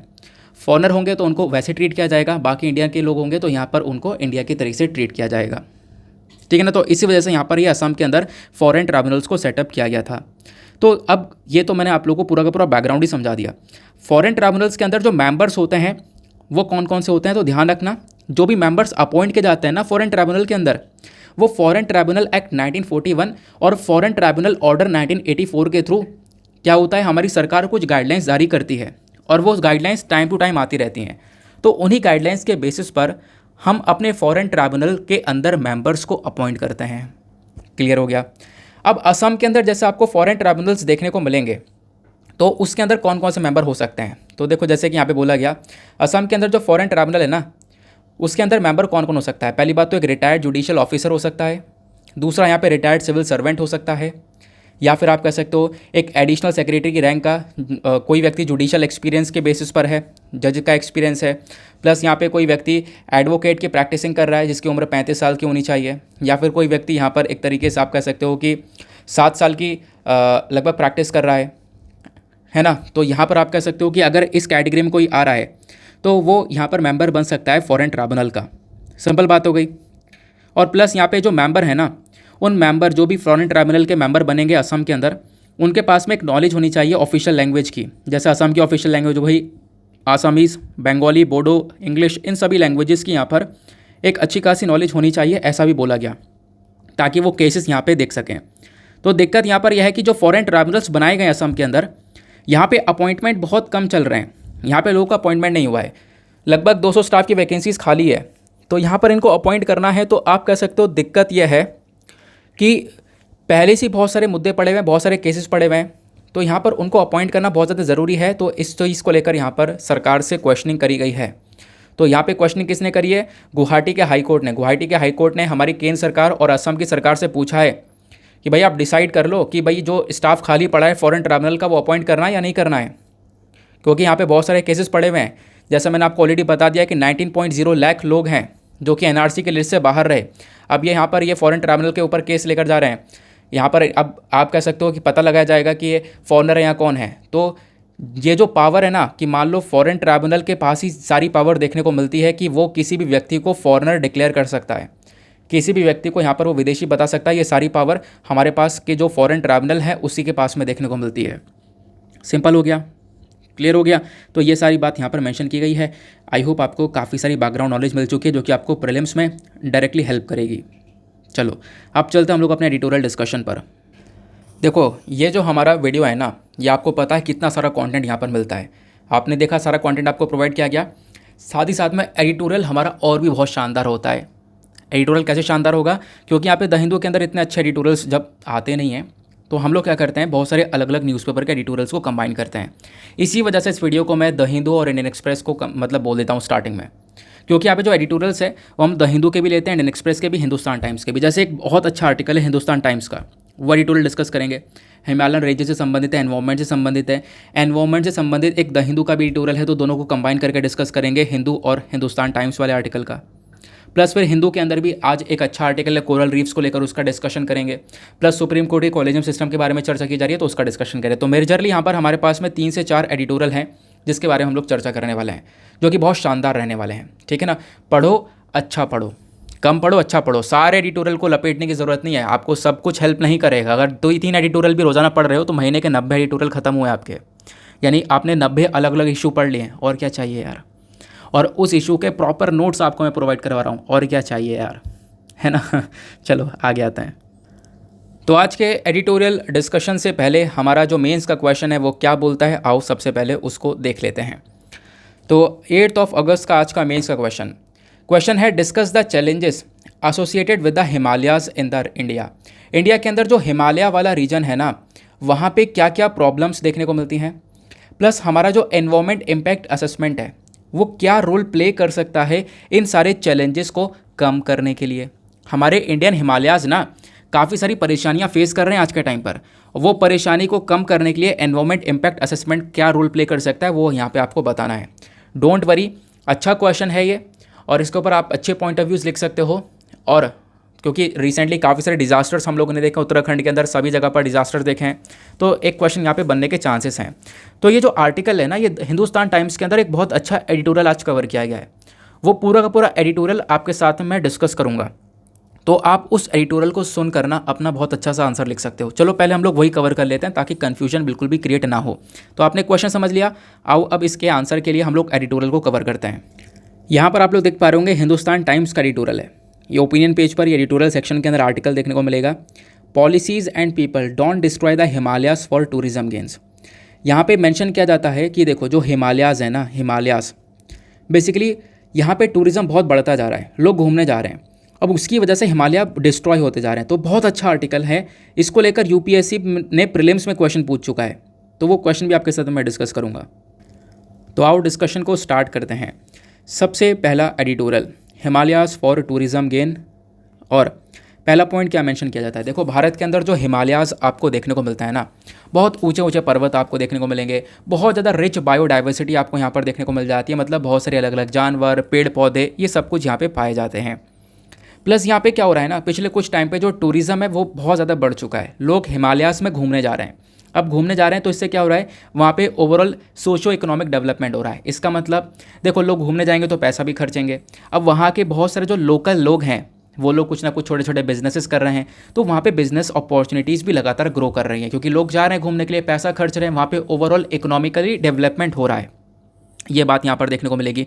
तो इसके लिए, इसकी वजह से स्टेट गवर्नमेंट और प्राइवेट जो बिजनेसमैन हैं सभी लोगों को रेवेन्यू और प्रॉफिट वगैरह सब कुछ बनता हुआ नजर आ रहा है। कहोगे अच्छी बात है, ठीक है। यहाँ पे ऑथर बोलते हैं चलो बहुत अच्छी बात है, लेकिन अब ऑथर यहाँ पर दिक्कत उठानी स्टार्ट करते हैं। ऑथर ये बोलते हैं कि देखो हमारे इंडियन हिमालयन रीजन में जो ये टूरिज़्म है ये बहुत तेज़ी से बढ़ रहा है, इसका मॉडल बहुत तेज़ी से इंक्रीज़ हो चुका है, और इसी टूरिज़्म की वजह से एनवायरमेंटल डैमेज और पोल्यूशन भी उस पर्टिकुलर एरिया में बहुत ज़्यादा बढ़ चुका है। लोग घूमने जाते हैं, बहुत सारा कूड़ा करकट फैलाते हैं, इसकी वजह से हमारा एनवायरमेंट लगातार डैमेज हो रहा है। अब ऑथर बोलते हैं इंपॉर्टेंस ऑफ हिमालयास। हिमालयास का कितना बड़ा इंपॉर्टेंस है। नंबर 1 इंपॉर्टेंस, देखो जो हमारी नदियाँ होती हैं ना, नदियों के अंदर जो पानी आपको देखने को मिल रहा है वो भी यहाँ पर हिमालयास से निकल कर आ रहा है। तो हिमालयास हमारी नदियों को भरता है, इसलिए सबसे पहला इंपॉर्टेंस तो ये देखने को मिलेगा। दूसरा इंपॉर्टेंस इसी से आप लोग रिलेट कर सकते हो, हिमालयास की वजह से आज के टाइम पर हमारी एनर्जी सिक्योरिटी की पूर्ति देखने को मिलेगी। मतलब आज के टाइम पर इलेक्ट्रिसिटी जो भारत के अंदर जनरेट की जा रही है वो 33% तो थर्मल से जनरेट कर रहे हैं, बाकी 52% हाइड्रो पावर से जनरेट की जा रही है। मतलब पानी से, नदियों के पानी से। और नदी के अंदर पानी कहाँ से आ रहा है? पहाड़ों से आ रहा है। तो यहाँ पे बोला गया कि जो एनर्जी डेवलप हो रही है कंट्री के अंदर वो भी यहाँ पे पहाड़ों की मदद से हो रही है। तो पहाड़ों का इंपॉर्टेंस, खासकर हिमालयास का इंपॉर्टेंस ये देखने को मिलता है। फिर तीसरा यहाँ पर इंपॉर्टेंस बताया गया सस्टेनिंग द मानसून। मानसून को सस्टेन करने के लिए भी हिमालयास का एक बहुत इंपॉर्टेंट रोल देखने को मिलेगा। जैसे हिमालयास बहुत ऊंचाई पर देखने को मिलते हैं। अब होता क्या है, जैसे आप लोग नीचे वाला इंडिया का मैप देखोगे तो जब साउथ मानसून आता है तो इधर बे ऑफ बंगाल से, अरेबियन सी से आता है, इधर बे ऑफ बंगाल से आप देख पाओगे मानसून आता है, बारिश करता है। यहाँ पे केरला में बारिश होती है, प्लस हिमालयास वाले रीजन में भी यहाँ पर काफ़ी हद तक बारिश वगैरह करवाती है। तो उस चीज़ को सस्टेन करने के लिए काफ़ी हद तक रोल प्ले करता है हिमालयास, क्योंकि यहीं से हवा उठती है ऊपर, फिर बारिश वगैरह होती है। वो एक अलग कॉन्सेप्ट है, बस समझ सकते हो कि यहाँ मानसून को सपोर्ट करता है, ठीक है ना। वो यहाँ पे मैंने साउथ वेस्ट मानसून जब पढ़ाया है ना आपको, तो उसके अंदर बताया है, कभी मैं आपको बता दूंगा, फिर से परेशान बिल्कुल ना होना। फिलहाल इतना समझ सकते हो मानसून को सस्टेन करने का काम करता है। बाकी यहाँ पर क्या है, क्योंकि यार देखो अब आप सोच रहे होंगे कि नहीं बताया, बताने को बता सकता हूँ, 20 मिनट लगेंगे उससे साउथ वेस्ट मानसून को कवर करने में, तो फिर वीडियो और लेंथी हो जाएगा, वैसे ही लेट हो चुका है। तो थोड़ा सा यहाँ पे मैनेज कर लेना, कोई बात नहीं, मैं आपको बता दूंगा, परेशान बिल्कुल ना हो। ज्योग्राफी के अंदर आप वो पढ़ोगे। बाकी यहाँ पे हिमालयास का एक इंपॉर्टेंस ये है कि फॉरेस्ट वेल्थ मतलब हिमालयास के अंदर, जैसे मैंने आपको बताया, रिच बायोडाइवर्सिटी देखने को मिलेगी। बहुत सारी चीज़ें पाई जाती हैं, फ्यूल वुड्स पाए जाते हैं, ऐसी लकड़ियाँ पाई जाती हैं जिसको जलाकर हम लोग एनर्जी को जनरेट करते हैं। प्लस उसके बाद में बहुत सारे प्लांट्स जो कि मेडिसिनल प्लांट्स यानी दवाइयों के अंदर उन प्लांट्स का इस्तेमाल किया जाता है। तो ये भी हिमालयास का इंपॉर्टेंस है। एक और इंपॉर्टेंस क्या है?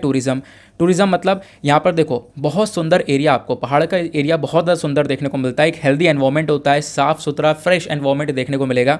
लोग घूमने जाते हैं, टूरिस्ट के लिए एक बहुत अच्छा स्पॉट ये बन जाता है। तो ये भी एक इंपॉर्टेंस यहाँ पे हिमालय का देखने को मिलेगा। तो ये तो सारी बातें हो गई हिमालयन रीजन के इंपॉर्टेंस के बारे में, ऑथर ने इंपॉर्टेंस बताया। अब ऑथर यहाँ पे बोलते हैं कि हिमालयास वाले रीजन में ना क्या क्या चैलेंजेस हैं, क्या क्या दिक्कतें हैं वो देखो। सबसे पहला चैलेंज यह है कि नो प्रॉपर वेस्ट मैनेजमेंट, यानी जो कूड़ा करकट वहाँ पे फैलाया जा रहा है उसका प्रॉपर मैनेजमेंट नहीं है। आपने कूड़ा फैला दिया, प्लास्टिक फैला दी, ये सब कुछ हो गया, बहुत सारा पोल्यूशन हो गया, तो उसका मैनेजमेंट भी तो होना चाहिए। भले ही कूड़ा फैल गया, चलो कोई बात नहीं, उसको प्रॉपरली मैनेज कर लिया जाए तो दिक्कत खत्म है वो। लेकिन अगर उसका मैनेजमेंट प्रॉपरली नहीं हो पाता है तो वो प्रॉब्लम और बड़ी प्रॉब्लम बन जाती है।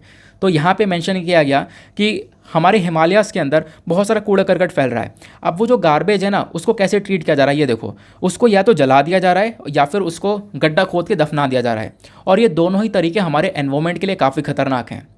चाहे उसको गड्ढे में दफनाओगे तो भी वो हमारे लिए पोल्यूशन को रिलीज़ कर रहा है, प्लस यहाँ पर जला रहे हो तो भी काफ़ी सारे टॉक्सिक सब्सटेंस को रिलीज़ कर रहा है। तो दोनों ही यहाँ पर प्रॉब्लम वाली कैटेगरी के अंदर आता है, ऐसा बताया गया। फिर तीसरा आपको देखने को मिलता है, यहाँ पर एक और चैलेंज देखने को मिलेगा, वो है अनसस्टेनेबल टूरिज़्म। यानी कि देखो करंट टाइम पर क्या हो चुका है, जो हमारे माउंटेन्स हैं उनको बहुत अलग तरीके से ट्रीट किया जा रहा है। जो टूरिज़्म है वो गलत वे में जा रहा है लगातार। टूरिज़्म जो है वो चीज़ों को डिस्ट्रॉय कर रहा है। जो टूरिज़्म है वो बेसिकली डिजास्टर बन चुका है। लोग जाके इतना सारा पोल्यूशन कर दे रहे हैं उस एरिया के अंदर कि वो वहाँ पे एरिया पूरा तरह से बेकार हो जा रहा है। अब पोल्यूशन की वजह से जो वहाँ पे यूनिक प्लांट्स और एनिमल्स हैं उनको बहुत बड़ा नुकसान हो रहा है। तो ये भी एक बहुत बड़ा चैलेंज पैदा हो रहा है। फिर उसके बाद में क्लाइमेट चेंज अपने आप में एक बहुत बड़ा इशू है। अब क्लाइमेट चेंज के पीछे भी इंसानों का एक बहुत बड़ा रोल देखने को मिलेगा। लगातार पोल्यूशन हो रहा है, गर्मी बढ़ रही है, टेम्परेचर इंक्रीज़ हो रहा है, तो बर्फ़ पिघल रही है हमारी। जब हमारी बर्फ़ पिघलेगी तो इससे यहाँ पर क्या होगा, ग्लेशियर लेक्स बनेंगी, और ग्लेशियर लेक आउटबर्स्ट होता है, बाढ़ आ जाती है। तो वो चीज़ें भी हिमालयास के अंदर बहुत सारी देखने को मिल रही हैं। ठीक है ना। किसकी वजह से? सिर्फ और सिर्फ क्लाइमेट चेंज की वजह से गर्मी बढ़ेगी तो बर्फ़ पिघलेगी, तो इसकी वजह से ये सारे इश्यूज़ हो रहे हैं। प्लस एक और सबसे बड़ा इशू है, वो है फॉल्टी इंफ्रास्ट्रक्चर प्रोजेक्ट। देखो हो क्या रहा है ना, हाइड्रो इलेक्ट्रिसिटी का डेवलपमेंट बहुत ज़्यादा देखने को मिलेगा। देखो बहुत इंपॉर्टेंट भी है, यानी कि हम लोग बिजली का उत्पादन कर रहे हैं। अब होता क्या है यहाँ पर कि इससे काफ़ी हद तक रिन्यूएबल एनर्जी रिसोर्सेज वगैरह सब कुछ मिल रहा है, मतलब बिजली वगैरह उत्पादन हो रहा है, ठीक है। लेकिन जब आप लोग देखोगे ना करंट टाइम पे क्या हो रहा है, जो कंस्ट्रक्शन हो रहा है हिमालयाज़ के अंदर वो बहुत पुअर कंस्ट्रक्शन है। मतलब कि पुअर कैटेगरी में कंस्ट्रक्शन हो रहा है, कंस्ट्रक्शन पे बिल्कुल भी ध्यान नहीं दिया जा रहा। इंफ्रास्ट्रक्चर प्रोजेक्ट्स बहुत बेकार तरीके से बनाए जा रहे हैं, जिससे अगेन हमारी फ्लड्स वगैरह बढ़ रही हैं, पोल्यूशन बढ़ रहा है। इसका इम्पैक्ट डायरेक्टली नेचर के ऊपर पड़ रहा है, जिस तरीके से इंफ्रास्ट्रक्चर को बनाया जा रहा है, ठीक है। ये बात हो गई। तो ये सारी यहाँ पर चैलेंजेस हो गए। तो ऑथर ने हिमालय का इंपॉर्टेंस बताया, उसके चैलेंजेस बताएं। देन उसके बाद में ऑथर मेंशन करते हैं what should be our approach forward, क्या हम लोग को करना चाहिए। सबसे पहली चीज़ एनवायरमेंट इम्पैक्ट असेसमेंट को लागू करना चाहिए। अब ये क्या है इसको समझो, क्वेश्चन में इसके बारे में भी चर्चा की गई है।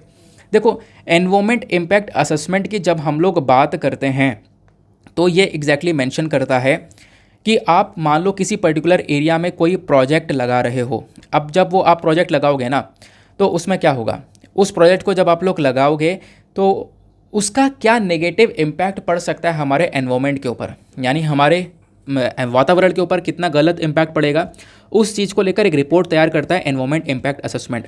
तो इस चीज़ को और ज़्यादा मजबूत कर देना चाहिए कि यहाँ पे अगर कोई प्रोजेक्ट लग रहा है तो पहले से हमें पता चल जाए, एक रिपोर्ट आ जाए कि हाँ इसका क्या इम्पैक्ट पड़ेगा। अगर कोई 72 इम्पैक्ट पड़ता है तो उस प्रोजेक्ट को वहीं पे रोक दिया जाए। तो एनवायरनमेंट इम्पैक्ट असेसमेंट इस प्रकार से वर्क करता है। आई होप आपको ये भी क्लैरिटी मिल चुकी है। तो ये काम कर सकते हैं पहला। दूसरा, यहाँ पे जो इंफ्रास्ट्रक्चर प्रोजेक्ट्स हैं उनको सस्टेनेबल बना सकते हैं। पता है क्या है, अभी बहुत कमज़ोर प्रोजेक्ट्स बना दी जाते हैं जो कि जरी सी देर में टूट जाते हैं, फिर उसके बाद यहाँ पे फ्लड आ जाती है, बहुत सारी चीज़ें आ जाती हैं। तो जो प्रोजेक्ट है, जो आप लोग इंफ्रास्ट्रक्चर कर रहे हो वहाँ पर, उसको थोड़ा मजबूत बनाया जाए ताकि आसानी से चीज़ें टूटे ना, क्योंकि वो एरिया ना ऐसा है जहाँ पे भूकंप वगैरह भी आपको बहुत सारे देखने को मिलेंगे, तो इसकी वजह से कोई नुकसान ना हो। तो ऐसा इंफ्रास्ट्रक्चर प्रोजेक्ट बनाओ जिससे कोई पोल्यूशन भी ना हो, कोई नुकसान भी ना हो। तो ये काम किया जा सकता है। दूसरा, यहाँ पर जो टूरिज़्म है उसको सस्टेनेबल बनाओ, यानी जो लोग घूमने जा रहे हैं, जो खूब सारा पोल्यूशन कर रहे हैं, उनके लिए आपको कुछ तरीके, कुछ रूल्स एंड रेगुलेशंस को एस्टेब्लिश करना होगा कि भाई आप यहाँ पे पोल्यूशन नहीं कर सकते हो। इससे क्या होगा, बायोडाइवर्सिटी के ऊपर जो इम्पैक्ट है वो कम से कम पड़ेगा। फिर यहाँ पे आप देख पाओगे जो हमारे खुद की नीति वगैरह बनी हुई हैं, नीतियाँ बनी हुई हैं, पॉलिसीज़ बनी हुई हैं, उनको वापस से रिविजिट किया जा सकता है। एक कॉमन पॉलिसी बनाई जा सकती है जो कि हमारे फॉरेस्ट को इम्प्रूव करेगा, ऐसा कर सकते हैं। Plus at the last vigilance और रेगुलर पेट्रोलिंग भी हमें करनी चाहिए। मतलब कि देखो बहुत सारे एरियाज़ ना प्रोटेक्टेड एरियाज़ हैं, जैसे कि हेमिस नेशनल पार्क हो गया, काराकोरम सेंचुरी हो गई लद्दाख के अंदर। तो ये कुछ प्रोटेक्टेड एरियाज़ हैं जहाँ पे आप कह सकते हो बहुत ज़्यादा सेंसिटिव एरियाज़ हैं और लगातार यहाँ पे हंटिंग वगैरह भी देखने को मिल जाती है, और इसकी वजह से यहाँ पर उस एरिया को काफ़ी नुकसान भी हो रहा है। तो यहाँ पे बोला गया कि इन एरियाज़ के ऊपर लगातार दस्तक मारनी चाहिए, रेगुलर पेट्रोलिंग करनी चाहिए ताकि हम लोग ध्यान रख सकें कोई नुकसान ना हो इस एरिया को। तो ये काम भी हम लोग कर सकते हैं।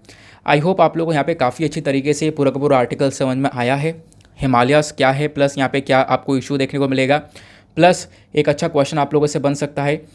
और अब यहाँ पे आप लोग अपना आंसर लिख सकते हो, और आंसर लिखने के बाद में आपको सबमिट करना है टेलीग्राम पर जाना, सर्च बॉक्स में टाइप करना Deepak Yadav education mains answer writing, full form लिखना। आपको यहाँ पे पूरा ग्रुप मिल जाएगा, वहाँ पे 23-24 हज़ार लोग जुड़े हुए हैं, एक दूसरे के आंसर्स को रिव्यू करते हैं। आप भी अपने आंसर्स को सबमिट करो और मेक श्योर करना एक दूसरे के आंसर्स को रिव्यू भी करो, ताकि आपकी भी जो थिंकिंग कैपेबिलिटी है वो काफ़ी ज़्यादा इंप्रूव होगी। देखो यूपीएससी ने साल 2012 में एक क्वेश्चन भी पूछा था कि जब आप लोग हिमालयाज़ को ट्रैवल करते हो तो आप क्या क्या चीज़ें देखोगे। तो यहाँ पे ऑप्शन दिया गया deep gorges, U turn river हो गई, पैरेलल माउंटेन रेंजेस हो गए, या स्टीप ग्रेडियंट कॉजिंग लैंडस्लाइडिंग देखने को मिलेगा। तो यहाँ पर इसका करेक्ट आंसर है चारों की चारों चीज़ें देखने को मिलती है जब भी आप लोग हिमालयाज़ को ट्रैवल करोगे। तो ये सारे ज्योग्राफी के कॉन्सेप्ट्स आपको देखने को मिल जाते हैं। सिंपल बात है। चलो जी आगे बढ़ते हैं नेक्स्ट एडिटोरियल पर। नेक्स्ट हमारा द हिंदू का ही एडिटोरियल है। ये बात करता है ग्रेट बैरियर रीफ के बारे में। अब ग्रेट बैरियर रीफ जो है ना, खासकर हमारी जो कोरल रीफ्स हैं उनके ऊपर बहुत बड़ा नुकसान पहुंच रहा है हमारे क्लाइमेट चेंज की वजह से। क्लाइमेट चेंज की वजह से कोरल रीफ्स मर रही हैं। कोरल रीफ्स का क्या इंपॉर्टेंस है, ये ख़त्म अगर हो जाएंगी तो इससे क्या नुकसान होगा, वो सारी चीज़ें हम लोग यहाँ पर डिस्कस करेंगे। तो पहले मैं आप लोग को एक मैप दिखाता हूँ। देखो यूपीएससी ने ना इसको लेकर भी एक क्वेश्चन पूछा है प्रीलिम्स के अंदर में।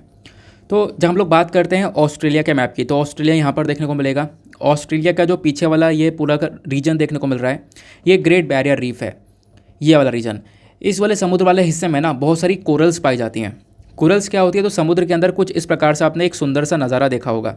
ये रंग बिरंगी से आपको ये जो दिख रहे हैं ना, ये बेसिकली कोरल्स हैं, जो ये रंग बिरंगी से नज़र आ रहे हैं। अभी क्या होता है, ये कोरल जो है ये बहुत इंपॉर्टेंट रोल प्ले करती है समुद्र के अंदर में, समुद्र की सुंदरता को भी बढ़ाती है। तो इन कोरल्स को बहुत ज़्यादा नुकसान पहुंच रहा है क्लाइमेट चेंज की वजह से, पोल्यूशन की वजह से। तो उसी चीज़ को यहाँ पर एनालाइज़ किया गया। आर्टिकल में क्या क्या बोला गया, पहले मैं आपको थोड़ा सा आर्टिकल के बारे में बता देता हूँ, फिर कुछ और भी डिटेलिंग्स आपको दूंगा। हुआ क्या है, जो कोरल कवर है सबसे ज़्यादा आपको ऑस्ट्रेलिया ग्रेट बैरियर रीफ पर देखने को मिलेगा। ये ऑलरेडी मैं आपके साथ में डिस्कस कर चुका हूँ।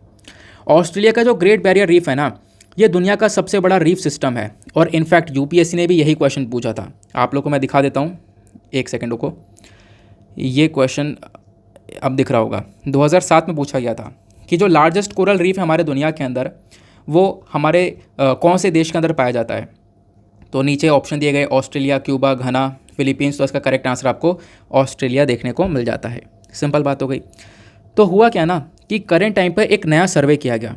उस नए सर्वे के अंदर, उस नए रिपोर्ट के अंदर कुछ पता लगाया गया। पता ये लगाया गया कि जो हमारी कोरल रीफ है, जो कि आपने समुद्र के अंदर भी रंग बिरंगी देखी थी, उनके ऊपर कुछ कोरल रीफ ऐसी हैं कि उनके ऊपर क्लाइमेट चेंज का कोई इम्पैक्ट ही नहीं पड़ा। जैसे एक कोरल रीफ है एक्रोपोरा कोरल रीफ, जो आपको देखने को मिलती है ना, उसके ऊपर हमारे क्लाइमेट चेंज का कोई इम्पैक्ट नहीं पड़ा।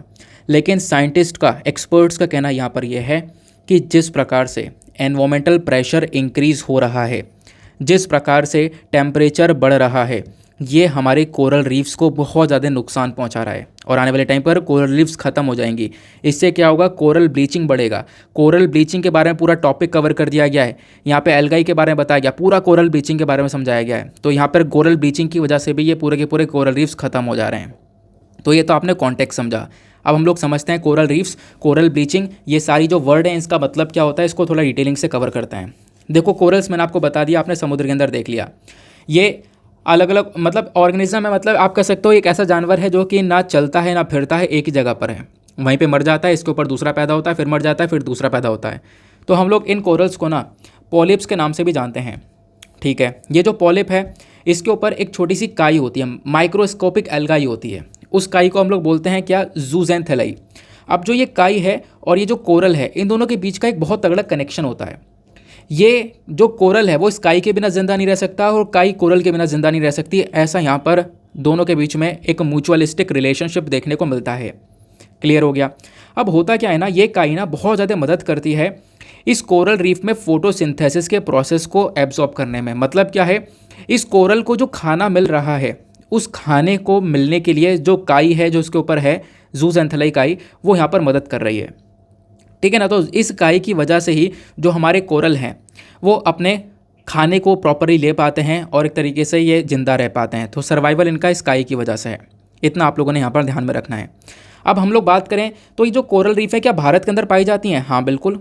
कहाँ कहाँ पाई जाती है? देखो, भारत का जो पूरा कोस्ट लाइन एरिया है, यानी समुद्र के साइड वाला जो एरिया आपको देखने को मिलेगा, वो लगभग 7,517 किलोमीटर्स का एरिया आपको देखने को मिल जाता है, जिसमें से 61 किलोमीटर की एक मेनलैंड कोस्ट लाइन आपको देखने को मिलती है। भारत के अंदर 3 प्रकार के बड़े बड़े मेजर कोरल रीफ्स देखने को मिलते हैं। वो 3 प्रकार के कौन कौन से रीफ है? फ्रेंचिंग, बैरियर और एटोल्स। ये आप ध्यान में रख सकते हो। अब जो कोरल रीफ है ना इंडिया के अंदर, ये बेसिकली भारत में कहाँ कहाँ पे पाए जाते हैं? गल्फ ऑफ कच्छ में, गल्फ ऑफ मन्नर, पाक बे, अंडमान निकोबार आइलैंड, लक्षद्वीप आइलैंड, ये कुछ एरियाज है जहाँ पर भारत के अंदर भी कोरल रीफ्स पाई जाती हैं। ठीक है। अब कोरल रीफ को एक और प्रॉब्लम देखने को मिल रही है, वो है कोरल ब्लीचिंग। कोरल ब्लीचिंग क्या है आओ समझते हैं। जैसे मैंने आर्टिकल में बताया कि एक्सपर्ट्स का कहना है कि टेम्परेचर इंक्रीज़ हो रहा है, टेम्परेचर का प्रेशर इतना बढ़ रहा है, एनवायरमेंटल प्रेशर इतना बढ़ रहा है, जिसकी वजह से कोरल्स हमारे डैमेज हो रहे हैं। अब ये जो कोरल है ना, ये इतने सारे चैलेंजेस फेस कर रहा है कि सबसे पहली बात देखो, टेम्परेचर बढ़ा, अब क्या होगा, गर्मी बढ़ी तो पानी की गर्मी भी बढ़ी। अब पानी की गर्मी बढ़ती है ना, तो इससे कोरल मर जाती है। कोरल क्या मर जाएगी? इसके ऊपर की जो काई है वो उस गर्मी को सह नहीं कर पाती। अब वो काई मर जाती है, इसकी वजह से यहाँ पर कोरल सफ़ेद पड़ जाता है। जो रंगीन कलर का है वो सफ़ेद पड़ गया, मतलब कोरल ब्लीचिंग हो गई, उसकी कलर उसके ऊपर से उतर गया, गोरी हो गई कोरल। ठीक है, ये जो फेनोमेना है बेसिकली कोरल ब्लीचिंग कहलाता है, लेकिन वो कोरल मर जाती है उसके बाद। तो यहाँ पे जो वाइट कलर बनता है कोरल के ऊपर, ये बनता है सिर्फ और सिर्फ वो जो काई ख़त्म हो गई है इसके ऊपर, उसकी वजह से। तो यहाँ पर आप कह सकते हो ये जो टेम्परेचर लगातार बढ़ रहा है ना, इसका कितना ज़्यादा नुकसान पहुँच सकता है कोरल रीफ्स को, ये बताया गया। अब प्लस यहाँ पे एक और बात निकल कर आती है, जो ये कोरल ब्लीचिंग है ये सबसे ज़्यादा कैरिबियन नेशंस में देखने को मिलेंगी, इंडिया के अंदर और पैसिफिक ओशंस पर भी आपको ये सबसे ज़्यादा देखने को मिलती है कोरल ब्लीचिंग। कोरल ब्लीचिंग के पीछे का कारण क्या है? कारण नंबर 1 कारण टेम्परेचर लगातार इंक्रीज़ हो रहा है। जैसे मैंने बताया कि समुद्र का टेम्परेचर बढ़ेगा तो इससे यहाँ पर ये जो कोरल्स हैं वो इस चीज़ को टॉलरेट नहीं कर पाती है, सह नहीं कर पाती हैं, और इससे वो कोरल डैमेज हो जाती हैं। प्लस ओशन के अंदर एसिडिफिकेशन लगातार इंक्रीज़ हो रहा है, मतलब कि एसिड बढ़ रहा है लगातार। आपने देखा पोल्यूशन बढ़ा, कार्बन डाइऑक्साइड लेवल इंक्रीज़ हुआ। अब क्या होता है, ओशन ना बहुत सारा कार्बन डाइऑक्साइड को एब्जॉर्ब कर लेता है, जिसकी वजह से ओशन के पानी के अंदर एसिडिटी लगातार इंक्रीज़ हो जाती है, और एसिडिटी इंक्रीज़ होती है तो जिसकी वजह से जो कोरल है ना वो कैलकेरियस स्केलेटन को नहीं बना पाता। कैलकेरियस स्केलेटन बनाना बहुत ज़्यादा ज़रूरी है कोरल्स के लिए, जो कि इनको जीवित रखता है। लेकिन यहाँ पर कोरल्स यहाँ पे डैमेज हो जाते हैं क्योंकि ओशन के अंदर एसिडिटी लगातार इंक्रीज़ हो रही है पोल्यूशन की वजह से। तीसरा बहुत बड़ा कारण आपको देखने को मिलेगा कोरल के डैमेज के पीछे का, वो है सोलर रेडिएशन, यानी लगातार सूर्य की किरणें पड़ रही हैं। ट्रॉपिकल वेदर पैटर्न के अंदर काफ़ी सारे चेंजेस हो रहे हैं, क्लाउड कवर कम हो चुका है, सूर्य की किरणें डायरेक्ट पड़ रही हैं, एक रेडिएशन पड़ रहा है, अल्ट्रावायलेट रेडिएशन आ रहा है, जिसकी वजह से कोरल ब्लीचिंग लगातार इंक्रीज़ हो रहा है। उसके बाद में आप देखोगे बहुत सारी डिजीज़ फैल रही हैं कोरल्स के बीच में। एक बैक्टीरिया है विब्रियो शिलियो। अभी जो विब्रियो शिलियो बैक्टीरिया है ना, ये फोटोसिंथेसिस के प्रोसेस को रोक देता है, तो जिसकी वजह से भी यहाँ पर जो ये कोरल हैं वो मर जाती हैं। प्लस इंसान तो अपनी हरकतें कर ही रहा है, ह्यूमन एक्टिविटीज़ भी देखने को मिल जाती हैं, जैसे एक हद से ज़्यादा फिशिंग करना, पोल्यूशन फैलाना, इंडस्ट्रियल एरियाज से बहुत सारा पोल्यूशन निकलना, ये सब यहाँ पे कोरल्स को बुरी तरह से इम्पैक्ट करते हैं। तो आपका एक क्वेश्चन होगा लास्ट में कि कोरल्स के ऊपर इतना इम्पैक्ट पड़ा है तो इसमें दिक्कत क्या है, कोई ज़रूरी है क्या ये हमारे लिए? इसका कोई, अगर ये ख़त्म भी हो जाएगी तो एक ही जगह पर रुकी हुई तो है, कोई ख़त्म भी हो जाएगी तो कोई नुकसान होगा क्या हमारे पास? बिल्कुल नुकसान होगा। इसके काफ़ी सारी कॉन्सिक्वेंसेस या फिर काफ़ी सारे इम्पैक्ट देखने को मिल सकते हैं। नंबर 1 इम्पैक्ट क्या पड़ेगा? देखो, अगर ये कोरल कम्युनिटी डैमेज होती है तो इससे हमारी फ़िश भी वहाँ पे नहीं रहेगी। क्यों? क्योंकि मछली का एक अच्छा खाना है, वो मछली यहाँ पर उसके ऊपर डिपेंडेंट है, उसको खा रही है। तो इससे यहाँ पर क्या होगा, हमारा जब जैसे जैसे कोरल ख़त्म होगा, जो मैरीन एनिमल्स है वो भी यहाँ पे ख़त्म होने चालू हो जाएंगे। अब मैरीन एनिमल्स ख़त्म होने चालू हो जाएंगे, जो नॉन वेजिटेरियन उनको खाना नहीं मिल पाएगा, तो फूड चेन के अंदर एक बहुत बड़ा यहाँ पर आप कह सकते हो इम्पैक्ट पड़ेगा। ठीक है ना। प्लस उसके बाद में यहाँ पर और क्या मेंशन किया गया, जब हम लोग बात करते हैं कोरल रीफ्स की, यानी कि देखो पहली बात, जानवरों की फूड चेन के अंदर भी, हर एक फूड चेन के अंदर भी बहुत बड़ा इम्पैक्ट पड़ता है इसका, ये हम लोगों ने समझा, क्योंकि यहाँ पर फिश को खाना नहीं मिल पाएगा अगर कोरल डैमेज हो गया, तो कोरल ख़त्म हो गया तो ये आपने देखा। दूसरा इम्पैक्ट क्या पड़ेगा कि देखो, जब एक कोरल हेल्दी होता है, रंग बिरंगी होता है, तो समुद्र का नज़ारा खूबसूरत लगता है बहुत। लोग जो है ना टूरिज़्म के पर्सपेक्टिव से घूमने जाते हैं समुद्र के अंदर, उस चीज़ को देखने के लिए जाते हैं, तो टूरिज़्म भी बहुत ज़्यादा होता है। लेकिन जब कोरल डैमेज हो जाएगी तो वो टूरिज़्म होगा नहीं, डायरेक्टली उस लोकल इकोनॉमी के ऊपर इम्पैक्ट पड़ेगा। वहाँ पे वो जो पैसा पहले कमा रहे थे लोग, वो नहीं कमा पाएंगे। नंबर 2 इम्पैक्ट हुआ।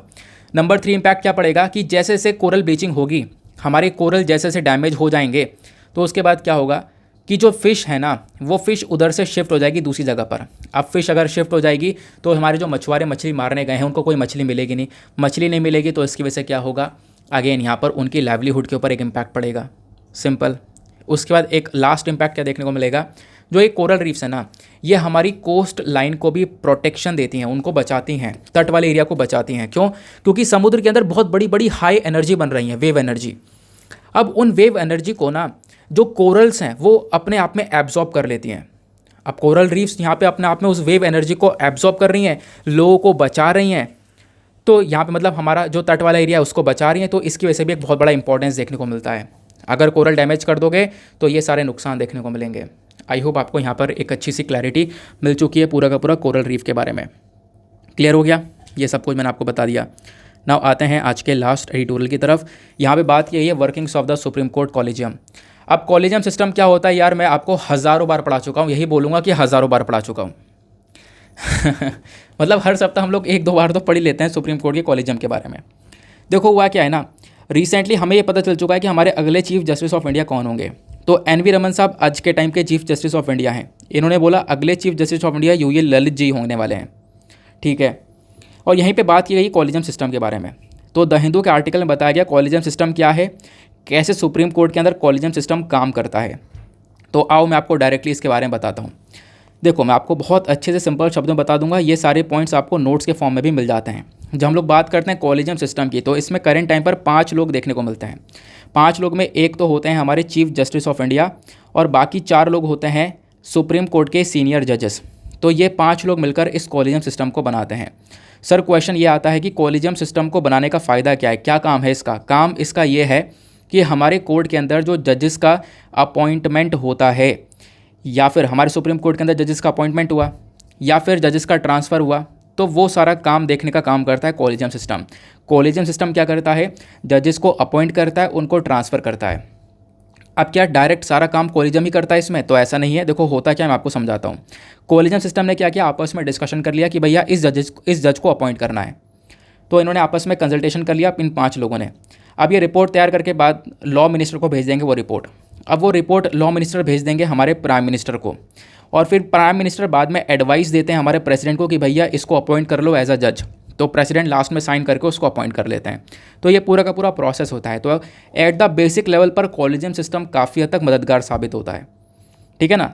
अब यहाँ पर एक और बात निकल कर आती है, कॉलेजियम सिस्टम का इवोल्यूशन कैसे हुआ, तो ये आप लोग ध्यान में रख सकते हो। सबसे पहली बात देखो, 1981 के समय पर ये सिस्टम आया था, लेकिन उस समय पर सिर्फ एक ही मेंबर हुआ करते थे इसके अंदर, वो खुद चीफ जस्टिस ऑफ इंडिया। तो चीफ जस्टिस ऑफ इंडिया जो CJI है ना, वही यहाँ पर अपॉइंटमेंट किया करते थे सारे जजेस का। लेकिन बाद में धीरे धीरे इसके अंदर और मेंबर्स ऐड होते रहे, और फाइनली 1998 के अंदर जाकर प्रॉपरली पूरा का पूरा कॉलेजियम सिस्टम बनता है। टोटल 5 मेंबर आ जाते हैं इसके अंदर।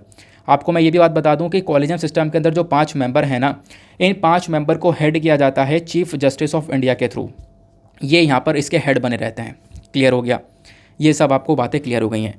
तो आपने मतलब आपके मन में क्वेश्चन आ रहा होगा कि सर ये चलो सब कुछ क्लियर हो गया, लेकिन आपने बोला कि एक नए चीफ जस्टिस ऑफ इंडिया आने वाले हैं। सही बात है, लेकिन उनके बारे में चर्चा नहीं करी, वो कैसे बनेंगे। आपने ये तो बता दिया सुप्रीम कोर्ट के जजेस का अपॉइंटमेंट कैसे होता है, कॉलेजियम सिस्टम का काम क्या है, प्रेसिडेंट का क्या रोल है, प्राइम मिनिस्टर का क्या रोल है, लॉ मिनिस्टर का क्या रोल है, ये सब बातें बता दी। लेकिन ये बताओ चीफ जस्टिस ऑफ इंडिया कैसे अपॉइंट होता है। तो चीफ जस्टिस ऑफ इंडिया के अपॉइंटमेंट को लेकर भी आपको मैं कुछ डेटा प्रोवाइड करवा रहा हूँ, इतना ध्यान रखना, आपसे एग्जामिनेशन में क्वेश्चन बन सकता है। तो करेंट टाइम पे हमारे NV रमन साहब चीफ जस्टिस ऑफ इंडिया हैं। अब आने वाले टाइम पर जस्टिस UU ललित जी यहाँ पर चीफ जस्टिस ऑफ इंडिया बनने वाले हैं। तो देखो यहाँ पर ध्यान रखना एक बात, जो सुप्रीम कोर्ट के जजेस को अपॉइंटमेंट है या फिर चीफ जस्टिस ऑफ इंडिया का अपॉइंटमेंट है, ये इन दोनों का अपॉइंटमेंट हमारे प्रेसिडेंट ही करते हैं। मतलब पहले तो एक प्रोसेस होता है पूरा का पूरा, लास्ट में साइन जो है वो प्रेसिडेंट ही करते हैं। तो प्रेसिडेंट यहाँ पे अपॉइंट करते हैं, चाहे वो CJI हो चाहे वो सुप्रीम कोर्ट के जजेस हों। ये सारी बातें हमारे संविधान के आर्टिकल 124 के अंदर क्लॉज 2 में मेंशन है। अब यहाँ पर देखो क्या बोला गया, जब चीफ जस्टिस ऑफ इंडिया को अपॉइंट करते हैं ना, तो कुछ चीज़ों की ज़रूरत पड़ती है। जैसे पहली बात, अभी यहाँ पर जस्टिस UU ललित हमारे नए चीफ जस्टिस ऑफ इंडिया बनेंगे। तो इनको बनाने के लिए ना, जो हमारे पुराने वाले CJI हैं, जैसे कि करंट टाइम पर NV रमन साहब हैं, तो NV रमन साहब का भी अप्रूवल चाहिए, NV रमन साहब का कंसेंट चाहिए। NV रमन साहब बोलेंगे कि हाँ, इनका रिकमेंडेशन चाहिए कि हाँ मेरे बाद में ये जो है CJI बनने चाहिए। तो यहाँ पर NV रमन साहब ने इस चीज़ को बोल दिया है कि हाँ UU ललित जो हैं ये अगले CJI बनेंगे। तो ये पहली चीज़, पहली कंडीशन ये होती है। बाकी यहाँ पर क्या है, जब ये सब कुछ सेट हो जाएगा तो ये बात यूनियन लॉ मिनिस्टर तक पहुँचेगी। यूनियन लॉ मिनिस्टर आगे रेकमेंड करेंगे प्राइम मिनिस्टर को, प्राइम मिनिस्टर एडवाइस देंगे प्रेसिडेंट को, फाइनली प्रेसिडेंट साइन करके यहाँ पर हमारे चीफ जस्टिस ऑफ इंडिया को अपॉइंट कर देंगे, या सुप्रीम कोर्ट के जजेस को अपॉइंट करने का काम भी ऐसे ही किया जाता है। क्लियर हो गया? तो ये कॉलेजियम सिस्टम हो गया। कॉलेजियम सिस्टम कैसे काम करता है ये मैंने आपको बता दिया। हमारे संविधान में कहाँ पर इसके बारे में मेंशन्ड है, CJI का कैसे कैसे इवोल्यूशन हुआ है ना, 1998 के अंदर फाइनली CJI पूरा का पूरा कॉलेजियम सिस्टम बनता है, कैसे काम करता है, कैसे अपॉइंटमेंट होता है, वो ऑलरेडी मैंने आपके साथ में डिस्कशन कर लिया है। तो सिंपल सा आर्टिकल था, इसको तो हम पढ़ते रहते हैं, तो छोटी सी देर में यहाँ पर कवर हो चुका है। नाउ अब फाइनली हम लोग चलते हैं अपने, देखो एक और एडिटोरियल था यहाँ पर ये वाला। अब ये आर्टिकल मैं ऑलरेडी आपके साथ में डिस्कस कर चुका हूँ, क्योंकि यहाँ पे बोला गया कि रिसेंटली RBI की मॉनेटरी पॉलिसी कमेटी ने, आपको पता होगा कि जो रेपो रेट है वो बढ़ा दिया है ना। तो आप लोगों से एक सिंपल सा क्वेश्चन है, रेपो रेट और रिवर्स रेपो रेट क्या होता है, नीचे कमेंट सेक्शन में आप लोग बता सकते हो, ठीक है ना। बाकी इसके ऊपर एक अलग से वीडियो मैंने बना रखा है, आप लोग चाहो तो वहाँ से ही पढ़ सकते हो। यूट्यूब पर जाना, सर्च बॉक्स में टाइप करना repo rate by Deepak Yadav, आपको वो वीडियो मिल जाएगा, वहाँ से आप गो थ्रू कर सकते हो। तो ये कुछ इंपॉर्टेंट एडिटोरियल्स थे जो कि हमने कवर करे हैं, और कुछ अच्छे आर्टिकल्स थे, ठीक है ना। ये सारी बातें आप लोगों को यहाँ पर जानने को मिल जाती हैं। चलिए अब यहाँ पर हम लोग अपने वीडियो को समाप्त करते हैं, क्योंकि आपको पता होगा जो प्रीलिम्स का क्वेश्चन था उसका आंसर मैं आज नहीं बताऊंगा, आपको ही बताना है, सिंपल सा आंसर है उसका। तो आप लोग ज़रूर नीचे कमेंट सेक्शन में बताओ। बाकी यार वीडियो लेट हो चुका है तो उसके लिए माफ़ी चाहूँगा। अब यहाँ पे रिकॉर्ड कर दिया है तो अब यहाँ पे आपका जो भी पेंडिंग था वो सब पूरा हो चुका है। मिलते हैं आप लोगों से अगले वीडियो में। आज के लिए bye bye, have a nice day, thank you and जय हिंद।